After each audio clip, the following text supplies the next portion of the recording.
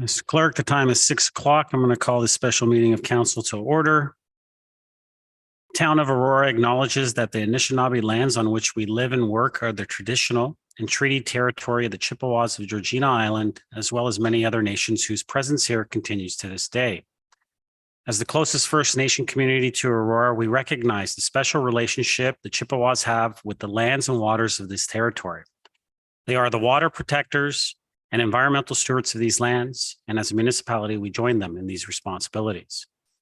We further acknowledge that Aurora is part of the treaty lands of the Mississaugas and Chippewas recognized through Treaty Number 13, as well as the Williams Treaties of 1923. Shared understanding of the rich cultural heritage that has existed for centuries and how our collective past brought us to where we are today will help us walk together into a better future. Councilor Gann, a motion to approve the agenda. Councilor Thompson, Councilor Kim, comments, questions? Councilor Gallo? I just wanted to note, as I did the last time we discussed these issues, that these issues should, in my opinion, be discussed at General Committee, yet they've come again straight to a special council meeting where we're limited in debate and have no time to reflect like we would in a General Committee until council resolution. So I just want to state that again. Seeing nothing else, call the vote.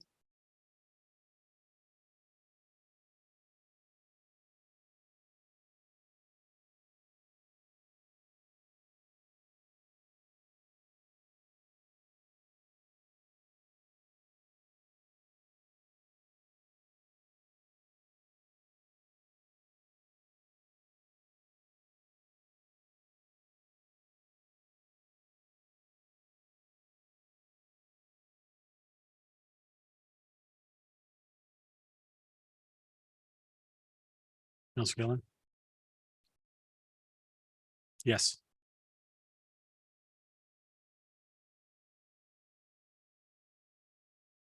Councilor Thompson? Just do it again. Do it a second time.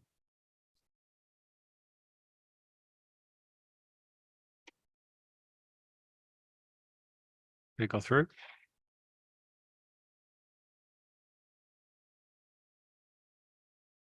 Still mine? I'm a yes.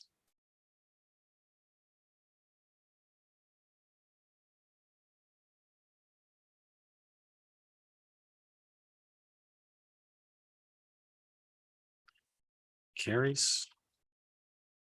Any declarations of pecuniary interest?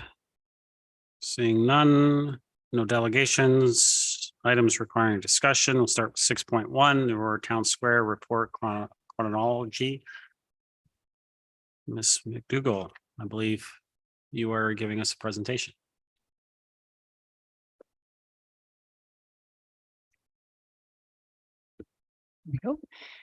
Thank you very much, Mayor and members of council, and to their guests standing with us today, for our cultural partners, volunteers, and of course staff. I'm excited to be in front of you today, bringing you a bit of a summary, and I promise, even though the report is long of chronology, I promise not to go in depth. But today I wanted to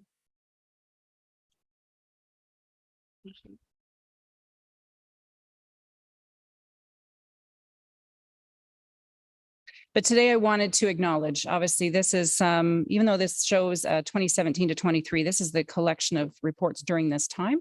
However, this project has been going on long before that.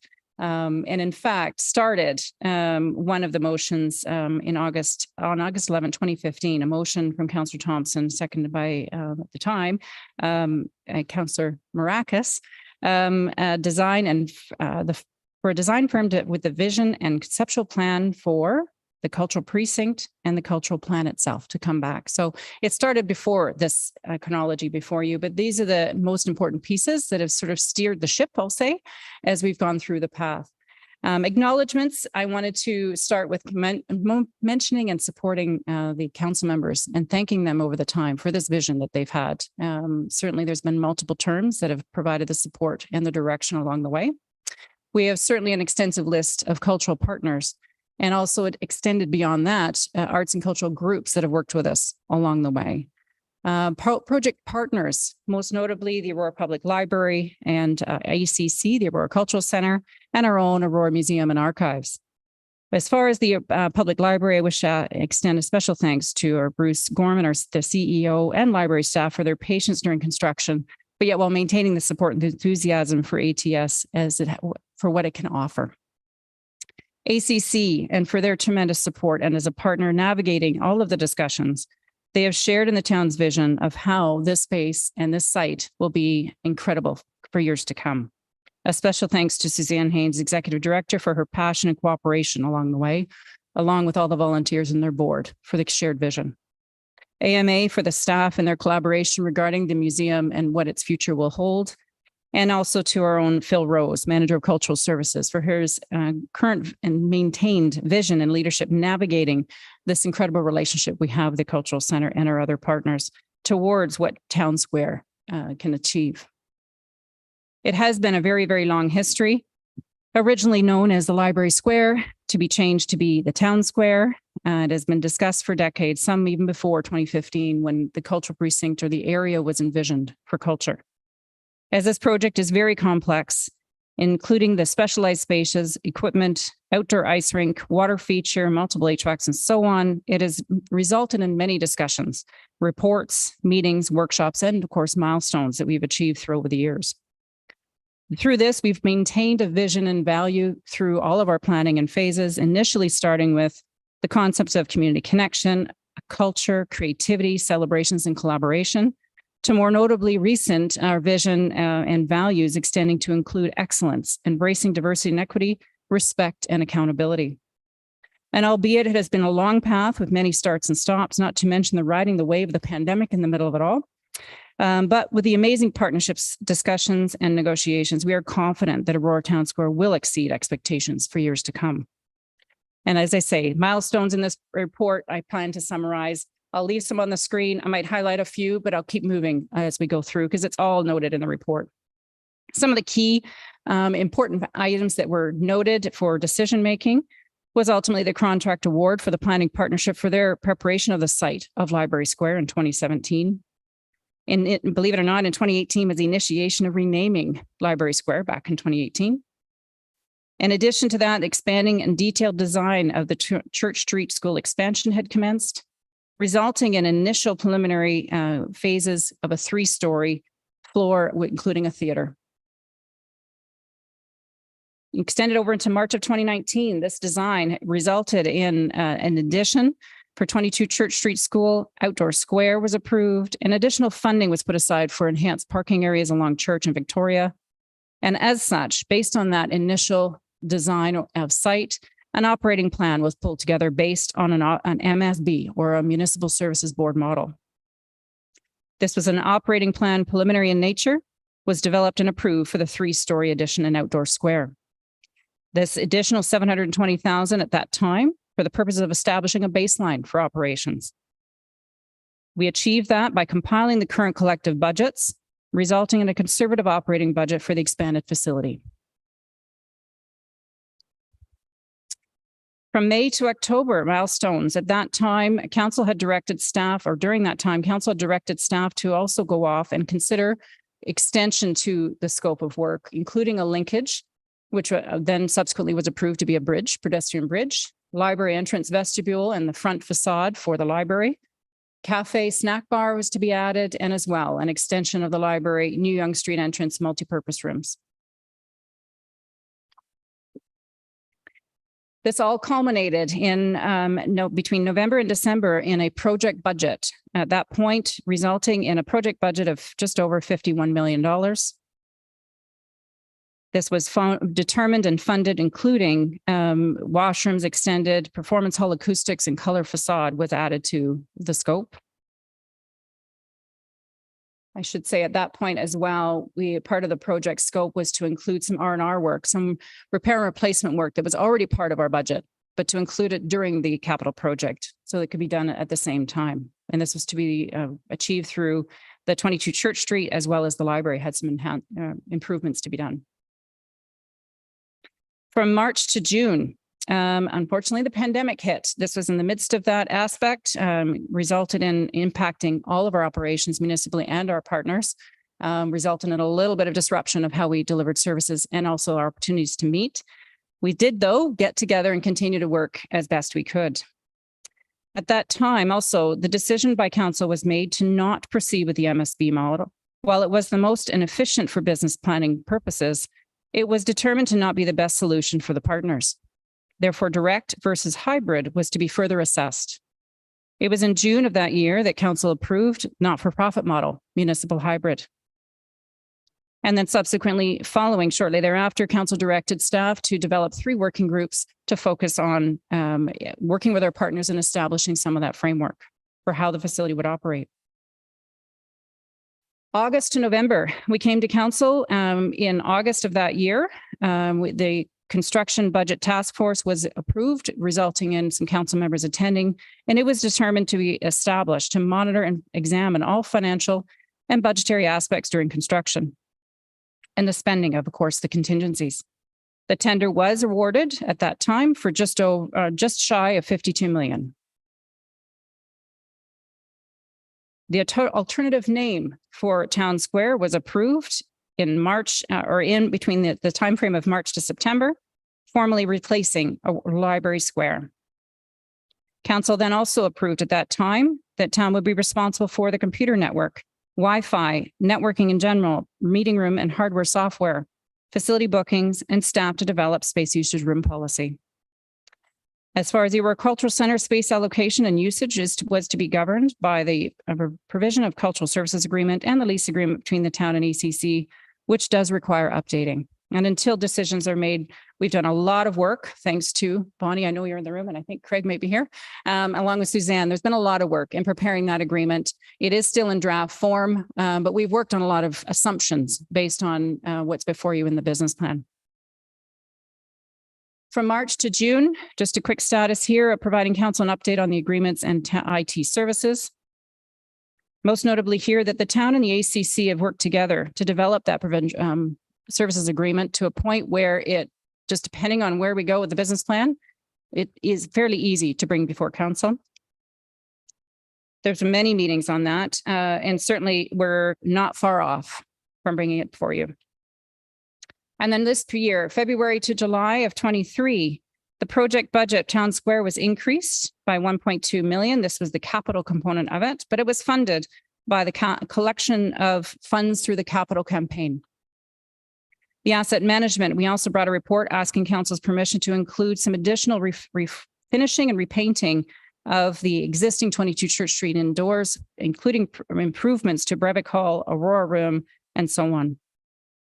At that time in July, council did pre-approve a full-time IT technical production position funded through a planned reduction to the Aurora Public Library's funding requirements. And lastly, I just wanted to share a highlight of the capital campaign. At this point, there were 2 main segments and reports brought to council, totaling just shy of 2 million, 1.25 million, or sorry, 1.925 million. And that wraps me up. If you have any questions, happy to take them.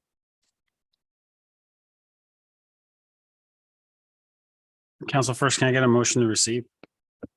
Councilor Thompson, Councilor Gilliland, any comments or questions? Call the vote. Thank you, Ms. Murillo.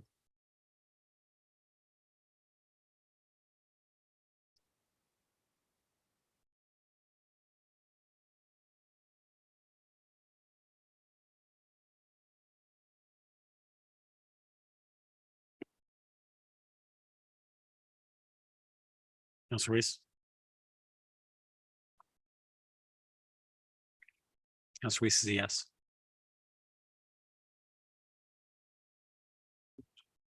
That carries. Next, 6.2, Aurora Town Square Heritage Programming and Special Events. We have Shelley Ware, Michelle Johnson, as well as Nicole Campsall. Welcome, ladies. Floor is yours.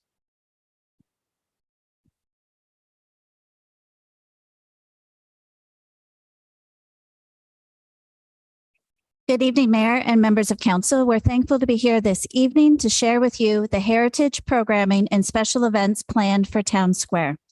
I'm Shelley Ware, the Special Events Supervisor, and I'm joined here tonight with my colleague Michelle Johnson, the Collection and Exhibitions Coordinator, and Nicole Campsall, the Cultural Development Coordinator.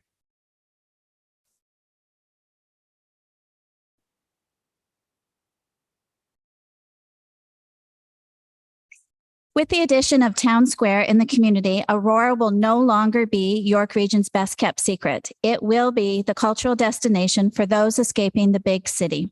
Allow us to captivate you on what we have in store for the community, delivered with our small town charm. We will begin tonight's presentation with where it all began, with our history and heritage, led by Michelle. Thank you, Shelley, and good evening. My name is Michelle Johnson, and I'm the Collections and Exhibitions Coordinator for the Town of Aurora. Town Square will be the headquarters for heritage services and activities offered by the Town of Aurora through the Museum and Archives. I'm going to provide a summary regarding what exactly those services and activities consist of. Research requests, image requests, and donation inquiries are heritage services initiated by members of the public. When looking for answers to these queries, the community has come to trust that the Aurora Museum and Archives is a reliable and safe place for their questions and items related to Aurora's history. Collections care, ongoing documentation, educational programs, and curatorial activities are heritage services primarily initiated by museum staff. Staff regularly meet with members of the community to document memories and stories related to Aurora. This engagement allows for nuanced reflections to make their way into the historic record. A significant feature of Town Square programming will be education programs for the local school community. Aside from curation and exhibitions, programming is one of the most public-facing aspects of museum work. My colleague, Nicole Campsall, will paint a compelling picture of this aspect shortly. Town Square will allow for enhanced exhibition opportunities that will showcase elements from Aurora's history and ongoing narrative. The new addition contains 4 museum-quality display cases and features picture-hanging rail throughout. This infrastructure will be used to display artifacts and archival material connected to Aurora. It also presents opportunities to showcase content related to local, national, and global cultural celebrations, as well as opportunities to collaborate with our cultural partners and community organizations. An important thing to note about these exhibition opportunities is that they are sprinkled throughout the new edition. If someone is waiting for a performance or taking part in a program, attending a special event, they will certainly encounter displays that are showcasing aspects of Aurora's heritage and vice versa. No matter what brings you to Town Square, your experience is sure to include more than what initially brought you through the door.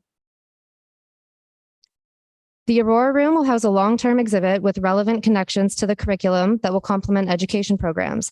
The Aurora Room will also feature a mural by an Indigenous artist, which will help ensure that Indigenous histories, worldviews, and ways of knowing are included in spaces where Aurora's heritage is being presented. Our staff are focused on broadening our understanding of the historical record while completing exhibition and interpretive plans for all exhibition spaces. In the interest of time, I'm not going to read this verbatim, but I would like to direct your attention to the business plan, which contains several community perspectives. This is my favorite part here. A prominent feature in Town Square is the new collection storage space. Located on the lower level of the addition, the new 1,900 square foot specially designed artifact storage space presents incredible opportunities to shine a light on the traditionally invisible aspects of museum work. Town Square visitors will be able to see through a large glass partition into the storage space where parts of the collection will be visible. If visitors are waiting for an elevator on the lower level, this is the area that they will encounter. Internally, we're referring to this space as our collections lab, as this is where the collections care activities will mostly take place. I like to use the comparison of an iceberg when visualizing museum collections. A very small percentage of the collection is visible through exhibitions. In this new storage space, visitors will get a glimpse of the entire iceberg and gain a better understanding of our holdings and the work that we do. Ultimately, we are stewards of this collection for the community, and it is our goal to create barrier-free access to Aurora's history and ongoing story. I would now like to welcome Nicole Campsall to speak about the exciting programming opportunities Town Square presents.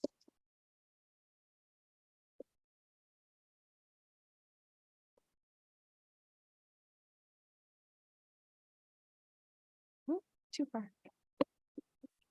Thank you, Michelle. I'm thrilled to be here this evening. Aurora Town Square will provide an immersive and vibrant arts, culture, and heritage experience that will connect members of the community in so many ways. Aurora Town Square boasts a variety of new programming spaces that provide a specialized setting for many exciting new program opportunities for the community. The town will be offering new programs in the form of education programs for local students, community-based programs for participants of all ages, special themed workshops, and of course, thrilling performances, which together will provide something for everyone to enjoy in this beautiful new community space. We are excited to unveil a brand new set of education programs, which we will host at Aurora Town Square. Local schools will be invited to participate in interactive, hands-on programming that will connect with the Ontario curriculum and provide students and teachers with engaging, local, budget-friendly programming. Students will build connections with each other and the community while connecting with the history of and current community landscape in Aurora. The Aurora Museum and Archives will provide a meaningful and informative setting for hands-on learning about historical themes, such as forms of communication, technology, and the growth of business and economy, among other key areas. These topics will be tied to relevant curriculum points and be reinforced with engaging activities. With additional focus on diverse voices and truth and reconciliation, these programs will provide an array of learning opportunities. Programming will also focus on public art and diversity, and we plan to bring in theater presentations that will touch on the Ontario curriculum and other relevant topics such as bullying, social media, and inclusion. These new programs will create opportunities for additional partnerships with local community groups, artists, and experts to support programming as guest instructors and speakers. Not only will these programs support in-class learning, but they will also work to foster an appreciation of arts, culture, and heritage and bring awareness to Town Square and all it has to offer. Students and teachers will have such an enriching experience that they will return with their friends and families. Beyond these programs, Town Square will be home to a variety of community programming and special workshops, providing the community with an assortment of activities for all ages. Current offerings such as music and dance programs and camps will find a new home at Town Square. Expanding on museum offerings, we are excited to open the museum to the community in ways that they have never seen before. We are thrilled to invite community members to have coffee with our curators. While enjoying a beverage of their choice, they'll be able to observe the process up close and personally and take advantage of our knowledgeable museum team with an in-depth Q&A session. We also plan to engage our youngest community members with an all-new Learn to be a Curator program, where they will have a chance to learn all about what is involved in overseeing a community museum. One of our most exciting program concepts is Night at the Museum, where we hope to host community members overnight at Aurora Town Square to build connections in ways never available before. We look forward to hosting a variety of new and exciting special workshops for community members of all ages. The additional programming opportunities that Town Square present include a multitude of partnership possibilities, from specialized workshops. There is an array of ways that local organizations, cultural partners, and artists can provide arts, culture, and heritage opportunities at Town Square. As guest instructors in town-run programs, through private rentals, and in tandem with other organizations, the community will enjoy an influx of events, programs, and experiences at Town Square. Live programming will include musical performances such as candlelight concerts and musical tribute acts. Adding to the schedule will be a variety of theatrical experiences, including plays, pantomime, and live poetry.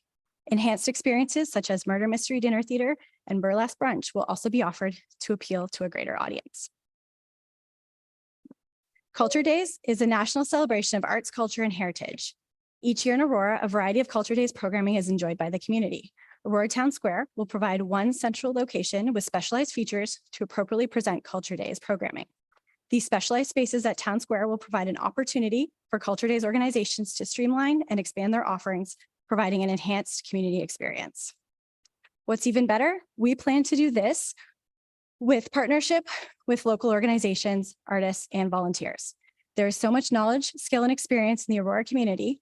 Not only will this enhance our rich programming, but also bring more awareness to community organizations that call Aurora home. Further, Town Square will provide a location for these organizations to grow and expand their programming and the important work that they do.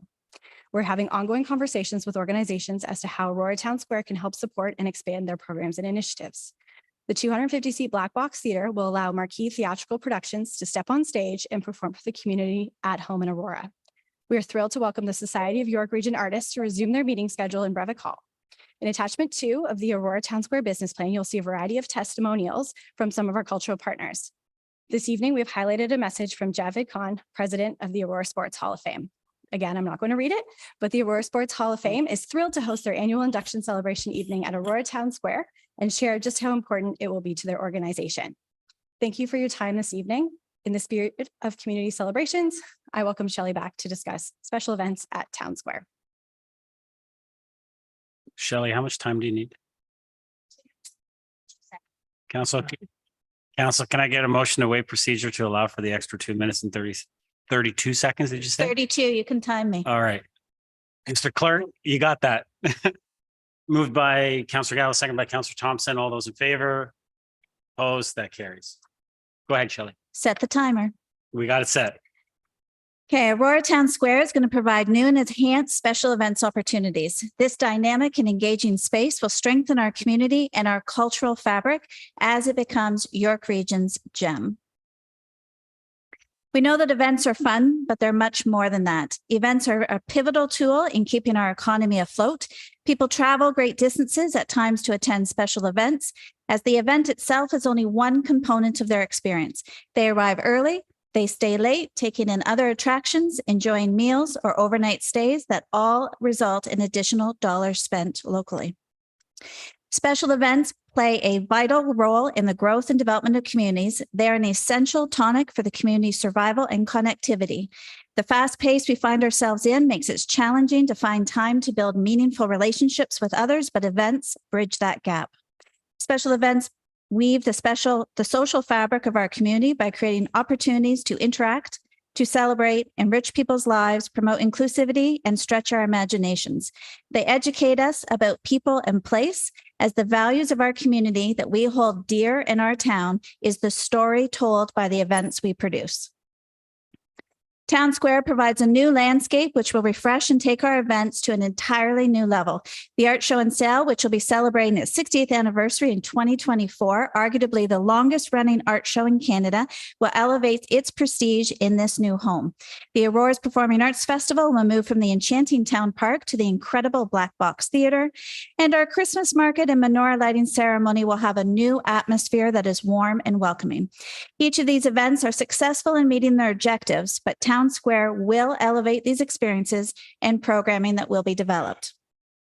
Town Square will also enable some signature events to expand, such as Arctic Adventure, Saturday Night Fever, Multicultural Festival, and Family First Night, each of which are currently at space capacity. The expansion will move attendees throughout our cultural district from one enriching experience to another. Special events are essential for a thriving community, and Town Square is going to have immeasurable impacts on our ability to continue to produce award-winning, must-attend special events in York Region and beyond.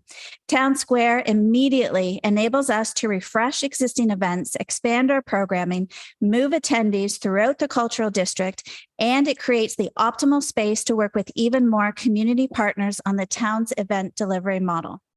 Special events are living, evolving sources of energy that connect us in so many imaginative ways. Town Square is essential as it's going to be an incredible catalyst for a plethora of new experiences that will enhance the community's overall quality of life. Thank you for this opportunity to share these plans with you this evening. At this time, we welcome questions. 2 minutes and 50 seconds. Just letting you know. It's a great effort, though, Shelley. I was down to that. Can I get a motion to receive, Council? Councillor Thompson, Councillor Kim, any comments or questions? Councillor Gallo? Thank you. Thank you very much for the presentation. Very exciting things that are going to happen in that space. Just one question. I couldn't help but to get a sense of a overlap of programming, at least from my perspective, from what the Cultural Center does and what the library does. How are you going to manage that so that what we provide to the residents of the town is efficient, streamlined, and not duplicated? I'm happy to answer that one. Ms. Rose? Oh, I'm sorry. Jumped the gun. Thank you, Councillor Gallo. So the question again is just overlap of programming and how we're going to just make sure there's no duplication of programming town versus the cultural center. Basically. And the library. Yeah. And the Okay. library. So as mentioned, we have been, I think we've mentioned it, we have been meeting with the cultural center really ever since we adopted the municipal services board model. One of the things we created right after that time was a collaborative programming working group. And so that working group consisted of town staff as well as staff from the library and the cultural center. The purpose of that was to basically try to figure out how we don't duplicate service, that we find what we've been calling them the lanes to swim in, so to speak.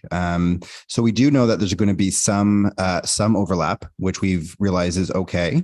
What we've tried to do when that overlap happens in the situation, for example, if there's something like theater, we want to realize that we're at what level we're offering it. So there are camps that will continue to happen, like the theater camp, where the cultural center will have an opportunity to do something that we do, but again, we'll be doing it in a way that is distinctive and different. I'm trying to think of other examples, but essentially we've had these ongoing conversations to make sure that the programming schedule we would come up with doesn't have those duplications. Councillor? Thank you. And have the same discussions taking place with the library. They obviously do a lot of programming as well. Yeah, Mr. and Rose? sorry, through you, Mr. Mayor. In the business plan, one of the things we did try to get into was at the very beginning of the business plan, and there's a more detailed description. We talk about sort of the different types of programming that we're going to offer. The library has defined themselves as sort of experiential type of programming available for anybody from a beginner all the way up to, older adults. Of course, we know that the cultural center focuses on performing arts and visual arts, or instructional types of programs.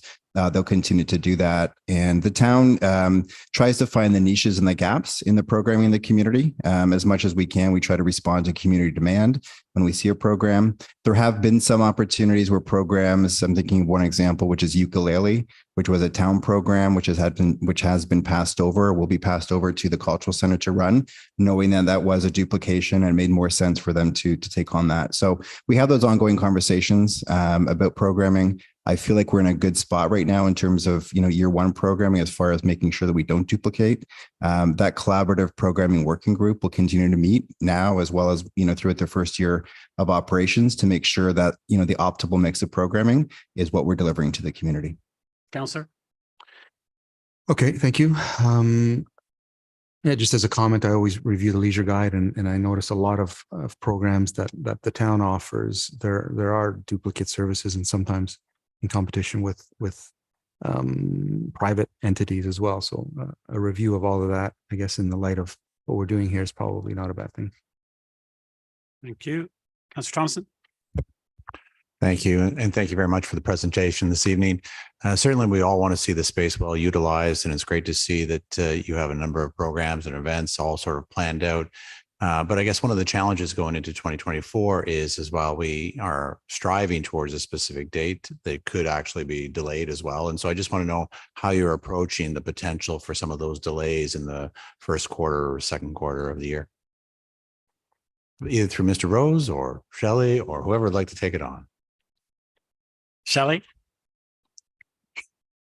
Through you, Chair. We have had rolling plans and contingency plans upon contingency plans. I have full confidence that we can pivot. That's a word that we have mastered.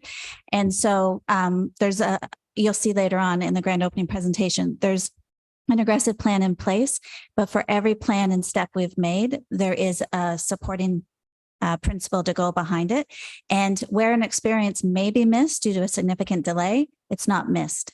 It will just be brought back at the right time. But I'll defer through the chair to Mr. Rose if I've missed something. No, looks like he's fine with your answer. Good answer, Shelley. And that's Councillor? great. Thank you very much. And I've made the comment before to Mr. Rose that I think, I recognize the challenges, but I think, we want to make sure that we make a great first impression. And I'd rather us not disappoint the residents. And so if that means, delaying the start of some of the programs and events, I think that we're better off to do that than try to be too aggressive and hit a date that we can't achieve and then ultimately disappoint people. So I'm quite confident that it's in capable hands, but look forward to an exciting year next year. Thank you. Councillor Gillan? Thank you, through Mr. Chair to Shelley. I noticed that within your presentation, you made some comment about the longest art show events. Is it in Ontario? I didn't really quite catch it. You were saying it so fast, and I was kind of like, oh, we're the longest show for what? Oh, so could you just re-explain what that meant? Shelley? Through your chair, the Aurora Art Show and Sale, celebrating its 60th anniversary for 2024. Our juror in our recent show 6 months ago, who's working on her PhD, she wanted to actually jury the show because it is arguably one of the longest art shows in actually Canada. There is another one, and COVID, do you count a year? Do you not count a year?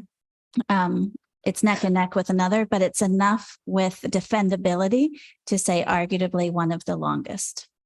Counselor? Thank you. That's great. That's a really great thing we should be really proud of and boast about that. So something I look forward to. Also, I had a question about some of the events that you had spoken about in Town Square that were originally in Town Park. So I wanted to know, is this something we're blending it to? Are they spilling over? Are they being removed from Town Park and now they're at Town Square? I just wanted to know if this was something we're replacing those events that happen there, or are we blending it? Shelley? Through your chair, as with every event, regardless where we are, all events get reviewed, get analyzed. We do competitive reviews. We look at where there's gaps. We look at where trends are going. So events are constantly always evolving, because if they're not, we're not doing our job. Some events will be moving to Town Square. For instance, the art show, as you just mentioned, which is at space capacity and actually this facility. It makes sense, it goes there.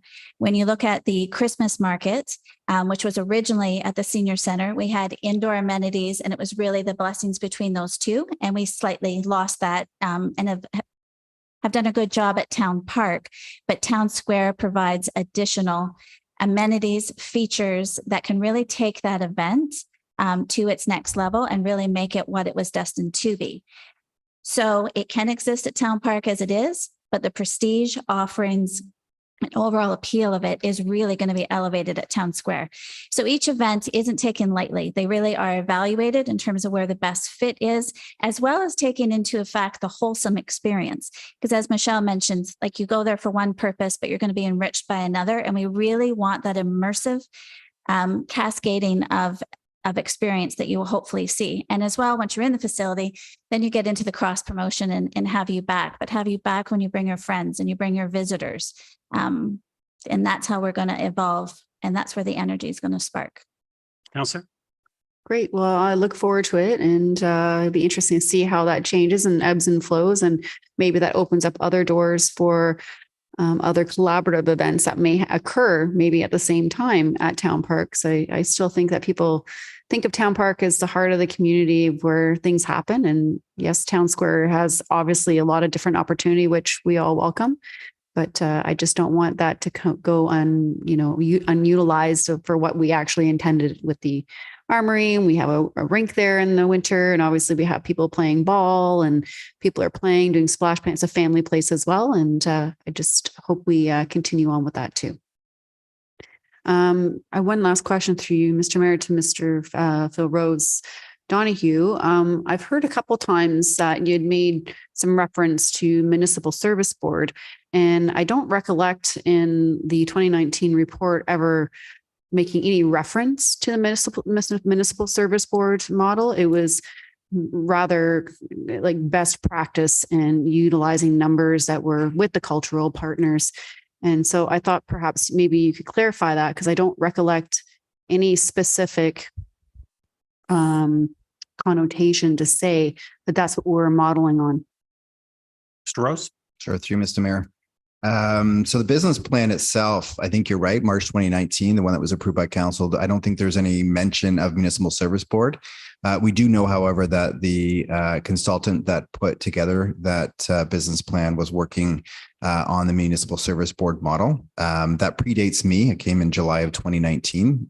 So I don't know exactly the nature of the conversations on March of 2019, but I do know it wasn't mentioned in the business plan itself. However, if you look at a lot of the corresponding documents that the consultant created leading up to and during the time that they were creating the business plan, all of the financials and all of the sort of governance model and staffing plans were put in place based on the municipal service model. In fact, it was municipal service board model.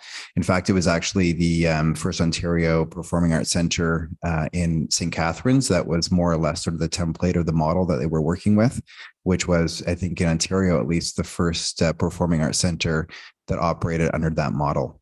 So even though you don't see it there, we do know, in fact, that that's how the consultant constructed the business plan and all the different financial projections that came with it. Thank you. And I'm probably ready to have that conversation when we actually talk about the business plan. But I do have some things highlighted here for what stuck out for me, and we can talk about it at that point. So I won't get into it now, but I thought I'd ask since you had mentioned it a few times. Thanks. Thank you. Any other comments or questions? Seeing none. Shelley, Michelle, Nicole, thank you very much for coming this evening. I think we're all excited, as I know all the residents are, as far as a lot of the events that you mentioned of being enhanced. And I can't help but point out and think about Family First Night and the enhancements that could happen with that. And I think everyone's pretty excited at the possibility of not only having families come out, but also the possibility of an Aurora Rocking New Year's Eve party where all Aurorans can celebrate here in our town instead of going outside of our town. So we're all looking forward to it. It's going to be an exciting time and we're all going to live it together. So thank you very much for coming out this evening. Call the vote.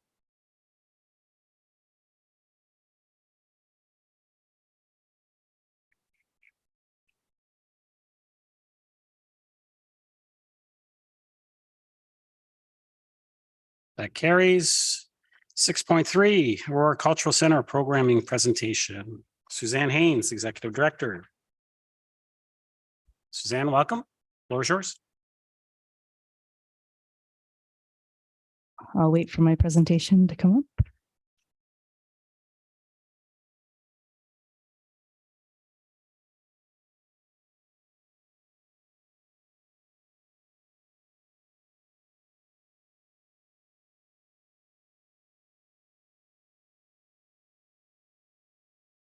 Well, I am joined here today with members of my colleagues from the Aurora Cultural Center, the board, and community volunteers. Thank you so much for coming.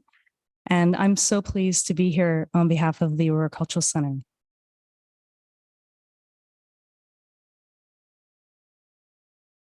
I'm going to just start by talking a little bit about our structure. We're governed by a volunteer board of directors made up of community volunteers that are accountable to the Canada Revenue Agency and the Ontario Not-for-Profit Corporations Act based on our structure as a not-for-profit corporate charitable organization.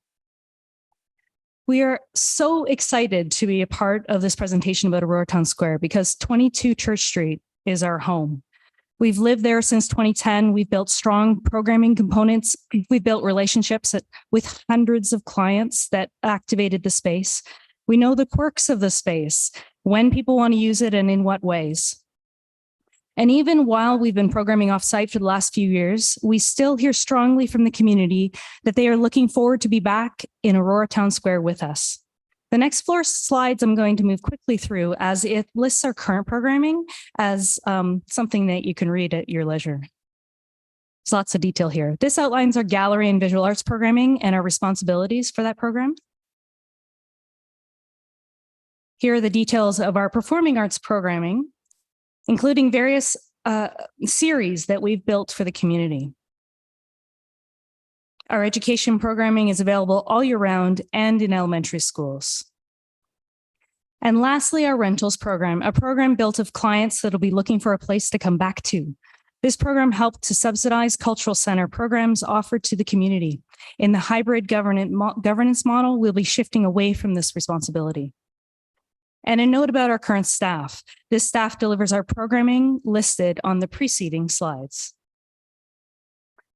Again, as I said, we are so excited about being involved in this project that we brought our team together with members of town staff to help build a shared vision for success at Aurora Town Square.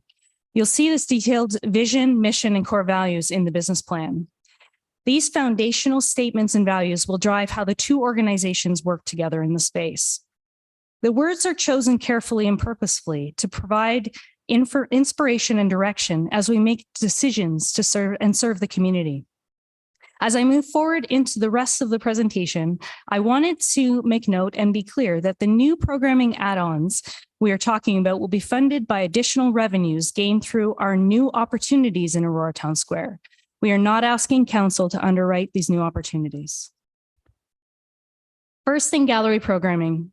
We plan to extend our Mayor's Celebration of Youth Arts exhibit across Aurora Town Square in the dedicated gallery rails you heard about, installed throughout the new infrastructure. This allows us to include more students, more opportunities, and showcase the whole venue as a professional art gallery during the special annual exhibit. As noted in the business plan, there are numerous studies that show that artists have difficulty finding space to build art. Our contribution to supporting Aurora and York Region artists is to offer a space through a residency program in the basement room of 22 Church Street. Artists working with us in our gallery program will be able to access resources through this space. And lastly, as there are gallery rails throughout the infrastructure, we've offered to curate a community gallery on the main floor of the building around the corner from the cafe. This will be a great opportunity for community artists to have works exhibited in the space and encourage visitors of families and friends to support the economic viability of the cafe itself. In performing arts, as we move the bulk of our performing arts events to the new performance hall, we gain technical capabilities and audience size. In doing this, Breivik Hall becomes more available. In our history of managing the space, we know that there are months where traditionally there were no rentals in that space. Along the same lines of what we're doing for visual artists in the gallery program, we plan to activate Breivik Hall during those times with a residency program for performing artists. This program will be for artists working on projects that build into our performing arts programs. And lastly, the new outdoor amphitheater provides a great opportunity to bring our outdoor Aurora Pops Up type of programming back to the community. Weekly summer concerts will be provided with a diversity of artists reflecting the cultural makeup of Canada and often introducing new musical forms to the community. And as our education program moves out of the various spaces in 22 Church Street, they will be primarily focused in the visual arts studios where appropriate purpose-built storage, drying racks, material, and supplies will support learning. This move also enables us to get back to the number of programs we had in 2019 and grow to meet the needs identified in our recent 2023 community-wide arts survey. We are very excited to move back into our home and welcome our patrons home too. This project enables us to reduce isolation by creating more community connections, provide creative building opportunities for artists, and have a lasting and inspiring impact on residents through the power of performing and visual arts. Thank you. Thank you, Suzanne. Councilor Kay, a motion to receive. Councilor Thompson, Councilor Weiss, any comments or questions? Councilor Gallup. Thank you. Just quick comment. I'm very excited for you and this new endeavor. You guys certainly have done a lot to accommodate with this construction and then COVID on top of that. So I really do commend all the efforts that your organization has done through this time, through construction, and obviously, the COVID, obviously the pandemic really shut you down for a bit. So if we're talking about pivoting, you guys certainly have done it. So I really do appreciate that. And what you're showing here with all this growth, I think is fantastic. Obviously, you want to continue on with the program that you have and you're all excited. And that makes me excited too. I did have a question for you, Mr. Mayor, to Suzanne. You did make a comment about the rental program, saying that the ACC will be shifting away from this rental model with the new hybrid. Could you just elaborate? Suzanne? Yes, so that was part of the negotiations and the discussion. It's been part of the chronology as we've lived it, coming back to council and really understanding what the whole of Aurora Town Square can offer to the community. We acknowledge that while we were renting Breivik Hall and numerous other spaces through 22 Church Street, it actually made a lot of sense to have one comprehensive model where one group is renting the entire space. And that allows for conferences, it allows for multi-use across the entire space.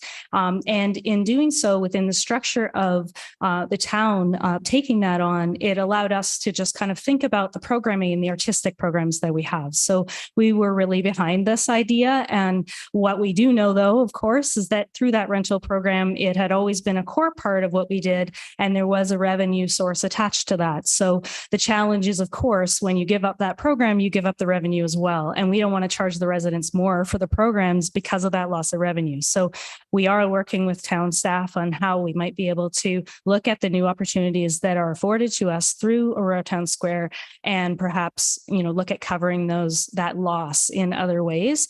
But it can't happen immediately because obviously those programs have to grow into the new space. Thank you for the question. Counselor? Oh, that's great. Like, I'm really glad to hear that, you are looking at other ways and obviously collaborating to make it easier to, like you said, like the booking and the rentals and whatnot. So it does make it nice that you guys can get together and iron this out. Have you had any conversations about, how it's going to work when you are have a show and you have some technical aspects and how that setup's going to happen and who's going to be in charge of that? I imagine this has got to be a very intricate situation and how you guys are going to collaborate together and how that works. Suzanne?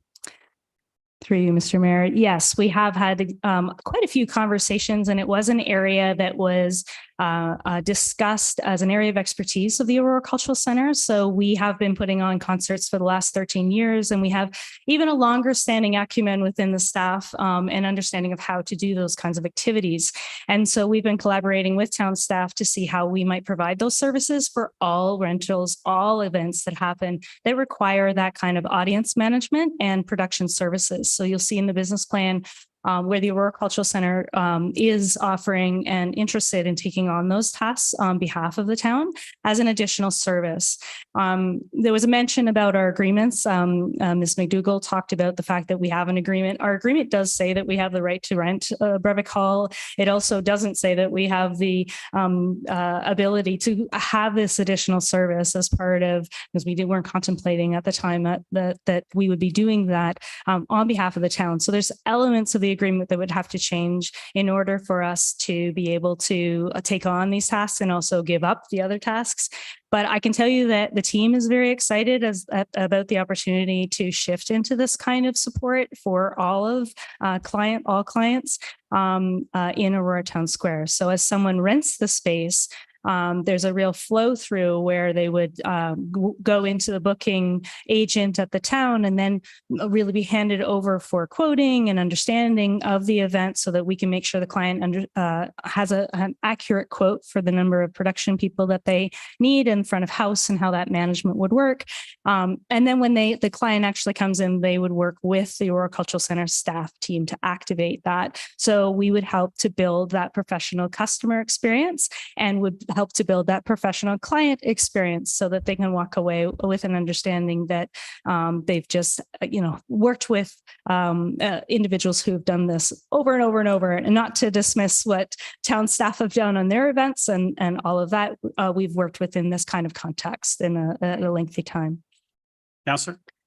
Thank you. It was a very lengthy answer and it was a lot to unpack there. So if I were to, my takeaway with the best case scenario to make it successful overall experience for the consumer and the cultural center, where do you see would be the best scenario as far as staffing is concerned to make it work for everybody? Suzanne?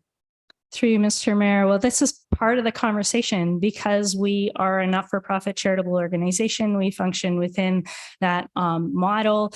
We have access to those rates. We can define a nimble and flexible structure. We feel that we've really come up with a very efficient and low-cost option for the town to be running those production and front-of-house services. Counselor? Great. No, I appreciate that. Okay, thank you. Thank you. Any other comments or questions?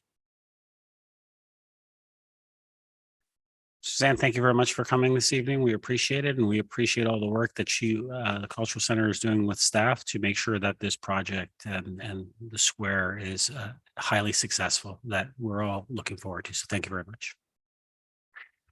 Call the vote.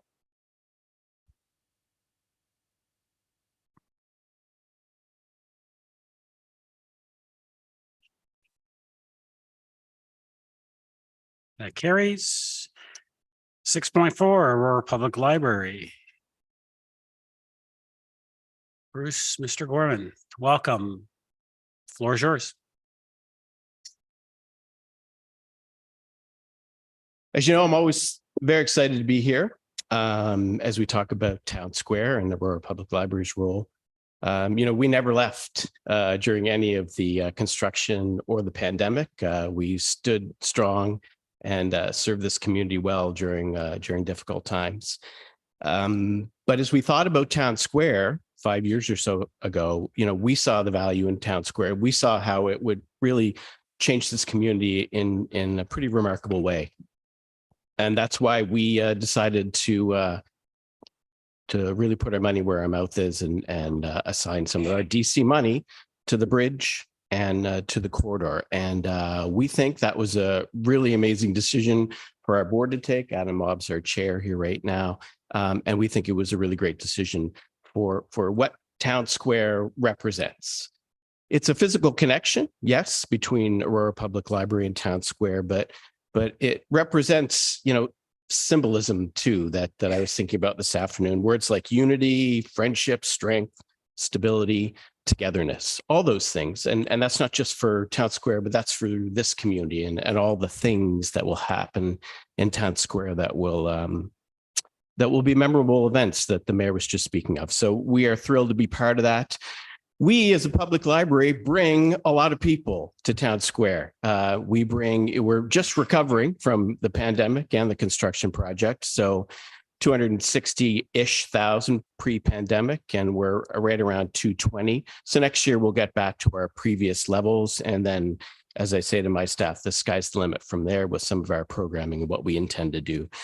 But we are staunch allies of this project. We want to enhance our culture and economic development. And we think starting off with our partnership with the bridge is pretty remarkable. As I mentioned, everybody can come to the library, and everybody does come to the library. Socioeconomic conditions mean nothing to us, little ones, older adults, everyone. And I think that's really part of our value. And I'm just going to show you some pictures and a few comments here. I won't keep you very long tonight, but I'll go through some of our audiences. As you can see, I just talked about that bridge. If looking back now, as I see it every day in my office, I can't imagine Town Square without that bridge. For the reasons I just mentioned, I think it really adds to just why Town Square is going to be so special. Our teens or our preschools, let's start with an example of our preschool audience. So every day, our youngest kids come here to play and have story times. And we have a young readers room where creative play takes place. We have the computers that are appropriate for the young ones to begin early computer literacy as they begin their journey of technology for the rest of their lives. They're there every day from the moment we open at 9:30. They're there every day. Our young readers room is busy every day with moms, dads, caregivers, and children. Our children's programming, it's pretty remarkable too. After school programs, weekend activities, PA days, our summer reading club, magic shows, Legoland, princess parties, live animal shows, and much more. We bring a lot of people to Aurora Public Square in a STEM capacity. So we follow curriculum and we are side by side with the schools, and we elevate these young kids in their educational experience as they begin their journeys in life. And we're very proud of that. But children are here engaging with us all the time in the library. Teens, in my experience, many years doing this, are a very difficult group to get access to, but we have figured teens out. I've never experienced teens coming to a public library like the teens come to this public library to socialize, to hang out, and to study. Just a few weeks ago, or actually months ago in June, during study week for the kids, we had 8,000 young people in the public library. And they will all tell you, hungry and thirsty, that's for sure. So when I mentioned economic development, that's a pretty good indicator of that. So coming up a week from tonight, actually, here's another example of how we can light up Town Square, as we intend to do as much as we can. We have a university and college fair, October 2nd, 4 to 7. Mark it down in your calendars. Join us. It's for the teens. We have 40 universities and colleges attending from around the world. I wrote down here, what do I have? Canada, United States, UK, Switzerland, Portugal, Hungary, and Belgium, all coming to Town Square. We worked with Robin to get all of the rooms. So I believe that our side of Town Square, this will be the first time that it's fully lit up, as I'm going to say. All of the Town Square rooms, excuse me, and our living room as well. And that's pretty remarkable. And that's what we want to do as much as we can, bring people to Town Square. And that's a lot of people from a lot of countries landing in Town Square. So we're excited about that. Our adults, we have over 1,300 programs for adults each year.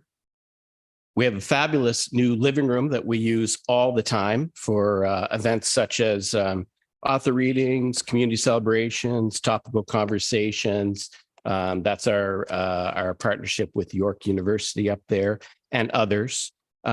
We have live events going on there. We have, in fact, in the next few weeks, I believe, a reggae event in our public, in our living room too. So that lights up Aurora Town Square too. And the more we light up Aurora Town Square, the better we like it. Newcomers are a happy first destination, a library, because we're safe and we have quality information. And so we participate with newcomers when they arrive here. And what an extension of the public library, in addition to our space, to say, wow, this is also the Town Square, the heartbeat of Aurora, and give newcomers a sense of what Aurora is really like. So we are very excited about that too. Older adults, a core group for us, a growing group for us as the demographic continues to shift upwards. I keep on looking across the street at this new facility that's being built for older adults, and I full well intend to engage with them. I'm going to need to get some names of the developers, and be kind of a neat bridge actually from there over for another evening. But older adults are really important to us, and they'll be there all the time. And that facility, when that opens, they'll be there constantly. We have a creative studio like no other in libraries I've visited across Ontario. Allows for creativity to be undertaken in many ways, with sergers for people who like sewing, 3D printers, laser cutters, Cricut machines. Creativity is undertaken here every day. We have 2 staff members that are dedicated in this space, and people definitely come to our library and by default then to Town Square to undertake these type of pretty remarkable events. So we're excited about that as well. Small business, we have programs for small business. We hosted the After 5 event not so long ago at Aurora Public Library. And every day, which I really love, I see business people spending their time in their office at Aurora Public Library undertaking their small business. We have 6 rooms that we have that people land there and they do their small business, or other people just find a nice, comfortable space and they have their laptop, and, you know, whether they're work from home and stir crazy, or maybe it's just another place. So people with small businesses are coming to Aurora Public Library to spend their time too. We are out in the community, baby cafes, our story under the tent. So as some of my colleagues have suggested, these are type of events we'd like to expand and light up, as I use a lot the word, Town Square with some of these events too, in addition to being out and about in our community, in the parks, and other areas of the community. So we intend to light it up there as well. One of the premier events that we host is the Meet the Candidates event for the 3 different levels of government. We've hosted it at our space. We've hosted it online. We've hosted it right here. But we can think of no better place to host an event in our new auditorium. Last time I saw it, I'm going over to see it again next week. It's a stunning space, a stunning auditorium with all of the necessities to put on professional performances and occasions like this. Everybody else got like 4 or 5 beeps before, but I'm almost done, right? So this is a lovely place where we'd like to host events such as that, and, you know, others when we can.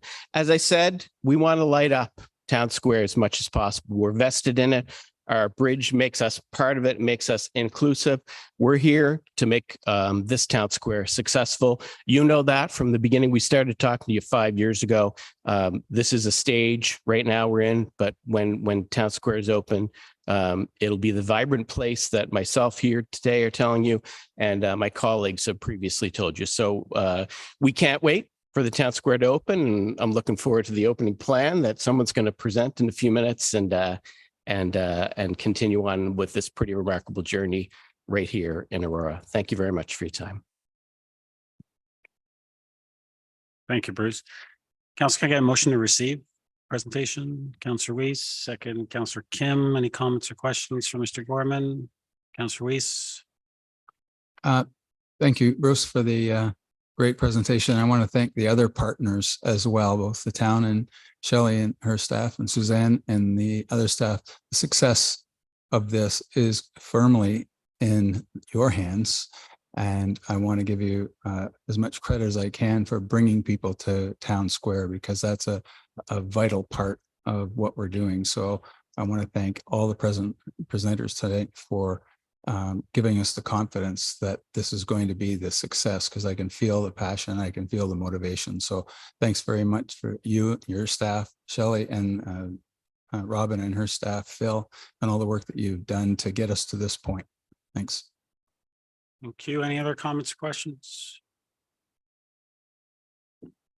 Seeing none. Mr. Gorman, thank you very much for coming. As been stated, it's great that we're all working together to get this done. So thank you very much. We appreciate it, and we're looking forward to that opening day. Call the vote.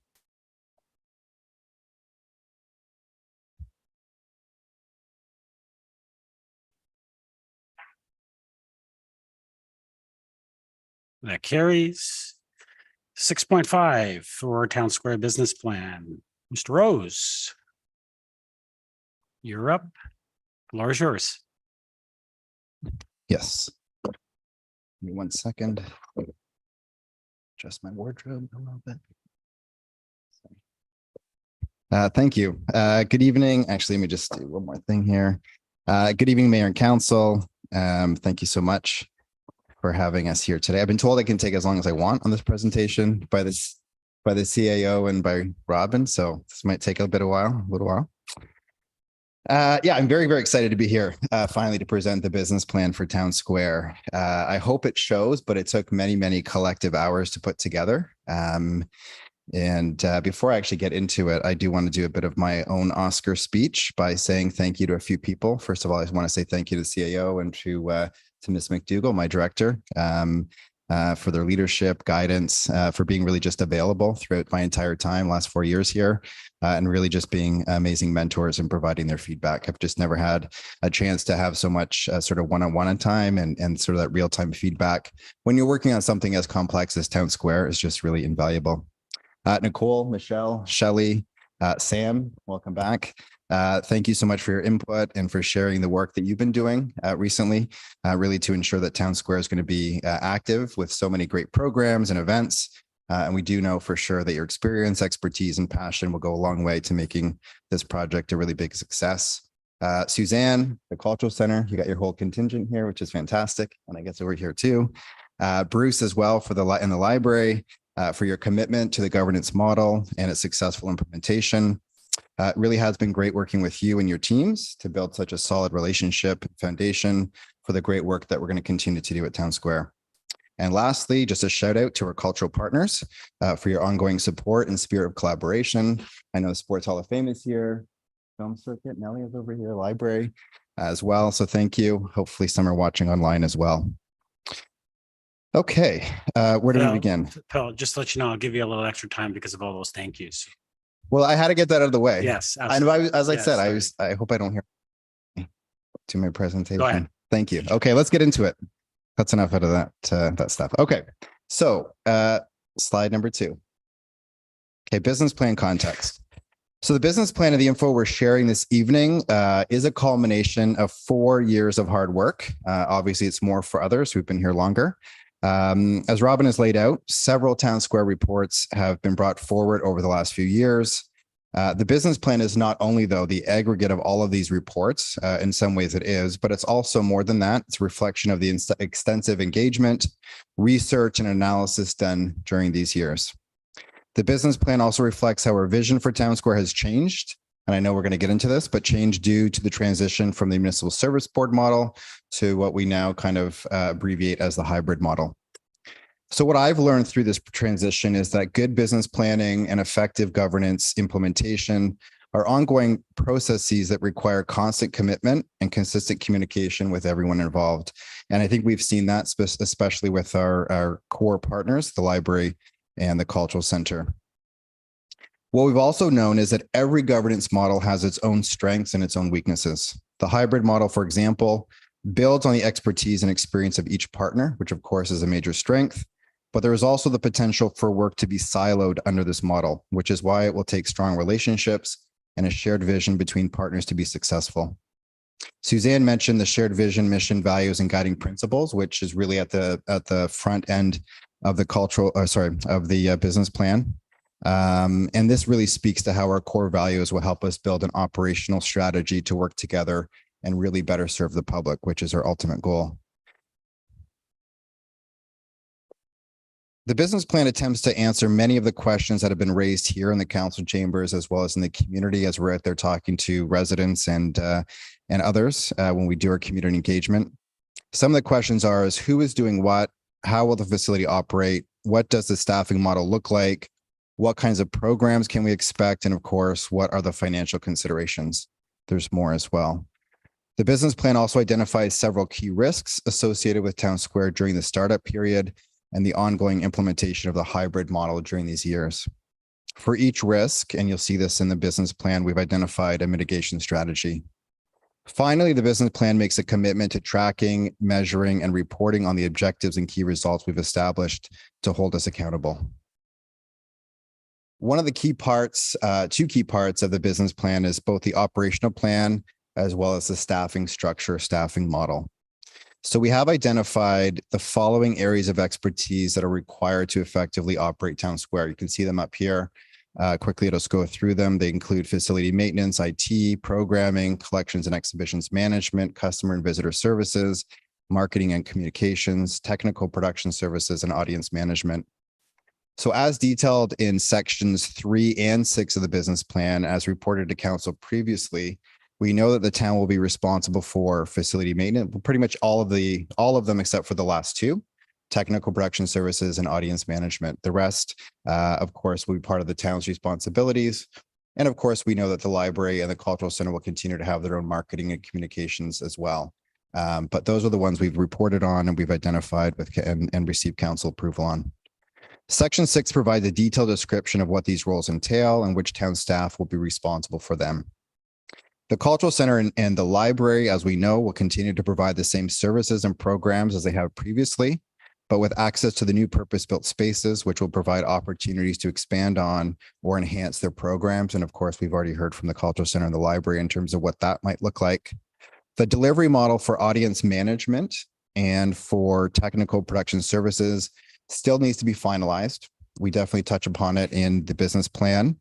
And we do recognize that the cultural center, as mentioned, has demonstrated experience in providing these services to the community for over 10 years.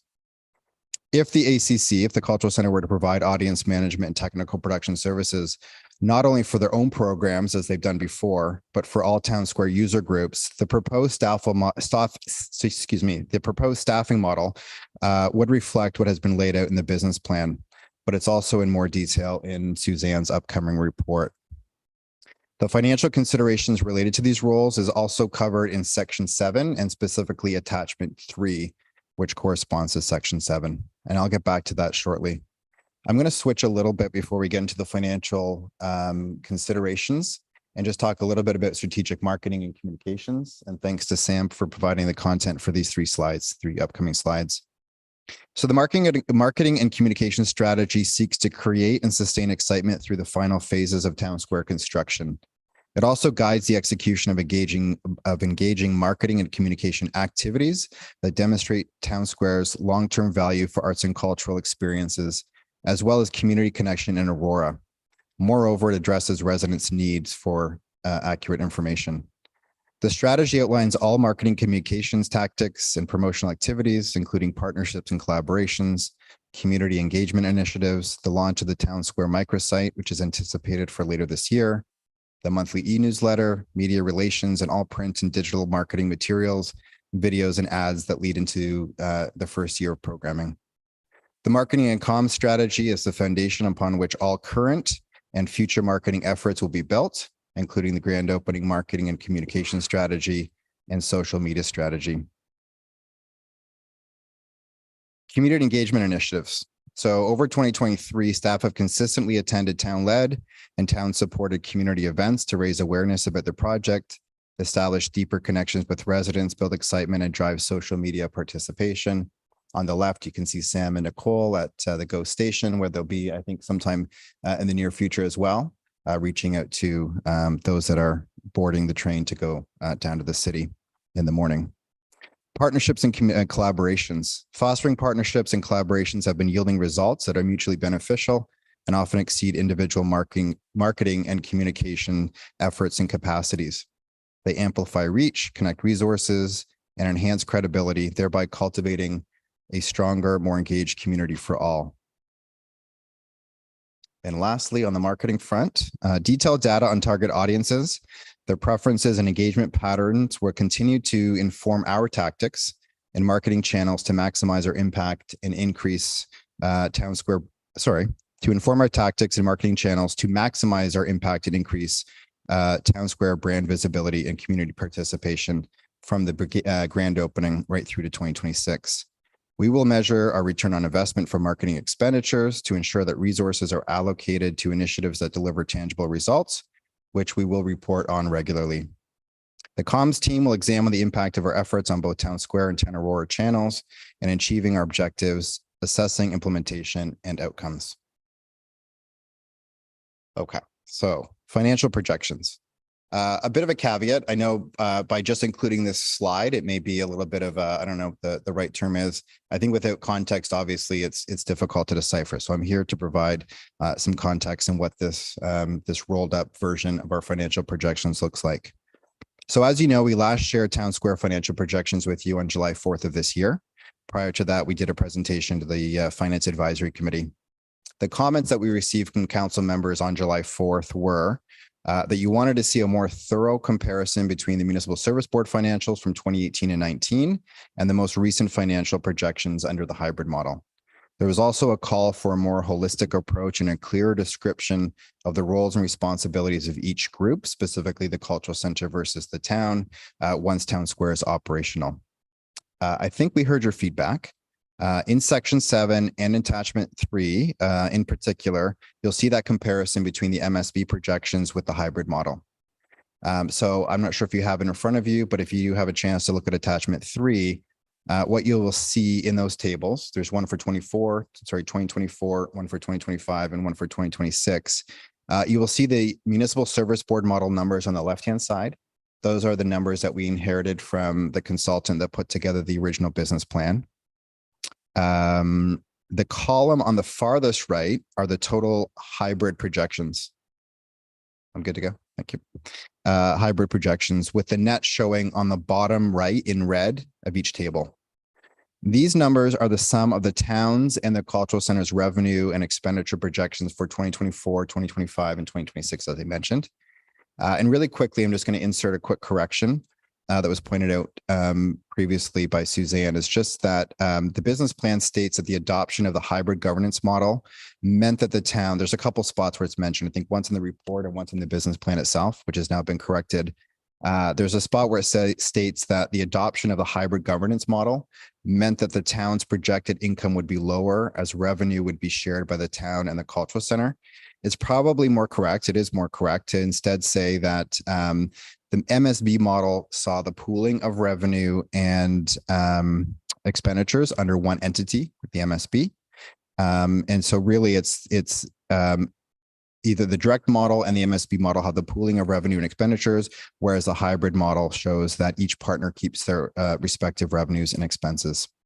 I hope that helps if there's any clarification or any confusion on that. So the slide, looking at the slide that's presented here, you'll see the roll up of the numbers from attachment 3. Mr. Rose, how much more time do you need? I've got like 1.5 pages left. So like 5 minutes. 5 minutes? 3 minutes. 3 minutes. How about I give you 3 minutes? 3 minutes? I was told I had a long time. 3 minutes. Council, can I get a motion to approve the I'll wrap it extra up after the financials. I'll wrap it Councillor up. Weiss, Councillor Thompson, all those in favor? All those in favor? Opposed? That carries. Mr. Rose, Thank you, go ahead. Mr. Mayor. I appreciate it. Thank you. Okay, so the slide presented here, as I mentioned, is a roll-up of the numbers from attachment 3 of the business plan. In July, we only presented the town's net operating requirements, which showed a new operating pressure at that time of $350,000. That was over and above the 2019 estimate of $720,000. The revised projections today and in the business plan now include the cultural center's financials, contributing to the change from 350 from July to the numbers that are presented here in this slide. So 537, 459 in 2024, 445 and change in 2025, 446, 643 in 2026. So if we refer again to attachment 3, I'll just wrap up with this. The column labeled hybrid ACC, which has tech in front of house in parentheses and hybrid ACC ATS impacts, identifies the revenue and expenditures associated with the cultural center delivering the audience services and technical production portfolios. And it is worth noting that both of which those portfolios can be partially offset by earned revenue from staff recoveries, which is incurred from performance hall user groups. 2 more paragraphs and then I'll wrap up. To address the additional budget pressure, staff continue to recommend that a similar multi-year funding strategy be used so that the new pressure is fully funded by the tax levy by 2026. And in the interim, as we've mentioned previously, we're hoping that any budget shortfalls could be funded from past unused town square operating funding that is being held within the tax rate stabilization reserve. I know you have more questions about this. Some of them may be related to the cultural center, so we'll stop there. And of course, Suzanne will be better situated to respond to any questions specific to ACC numbers and staff. So the last thing I'm going to show you is we do have a risk analysis like most business plans. It's in the plan. You can see it there. Again, I just wanted to make mention that we are committed to reporting on various measurements to track our progress and inform our decision making. The impact and evaluation is there. We've come up with some similar performance measures, and in some ways we've tried to mimic what the cultural center has done previously to provide some consistency in the way we report our impact in the community. And I won't go through these, but really the message here is that the revised 2024 to 2026 projections consider that it will take approximately 3 to 5 years to ramp up and maximize the opportunities that exist for additional revenue generation and added cultural and community activities within Town Square. So really, these just are a visual sort of reminder or visual cue to show that 2024 being a partial year, our projections and activation projections are lower. And then you can see as they ramp up by 2026, when we hope to reach as much as, the I guess, peak capacity for the facility. With that being said, thank you very much for your attention and for giving me a bit extra time. Certainly happy to answer any questions. Thanks. Thank you, Mr. Rose. Council, at this time, I'm just going to ask for a motion to receive. Someone like to move that? Councillor Thompson, Councillor Kim, any comments or questions? Councillor Gillette. Thank you. Through Mr. Mayor to Phil Rose. Attachment 3, I'm just a little confused. I don't even know where I'm looking at for attachment 3. I haven't seen attachment 3. I don't know what if you don't mind, maybe that could be put up on the screen.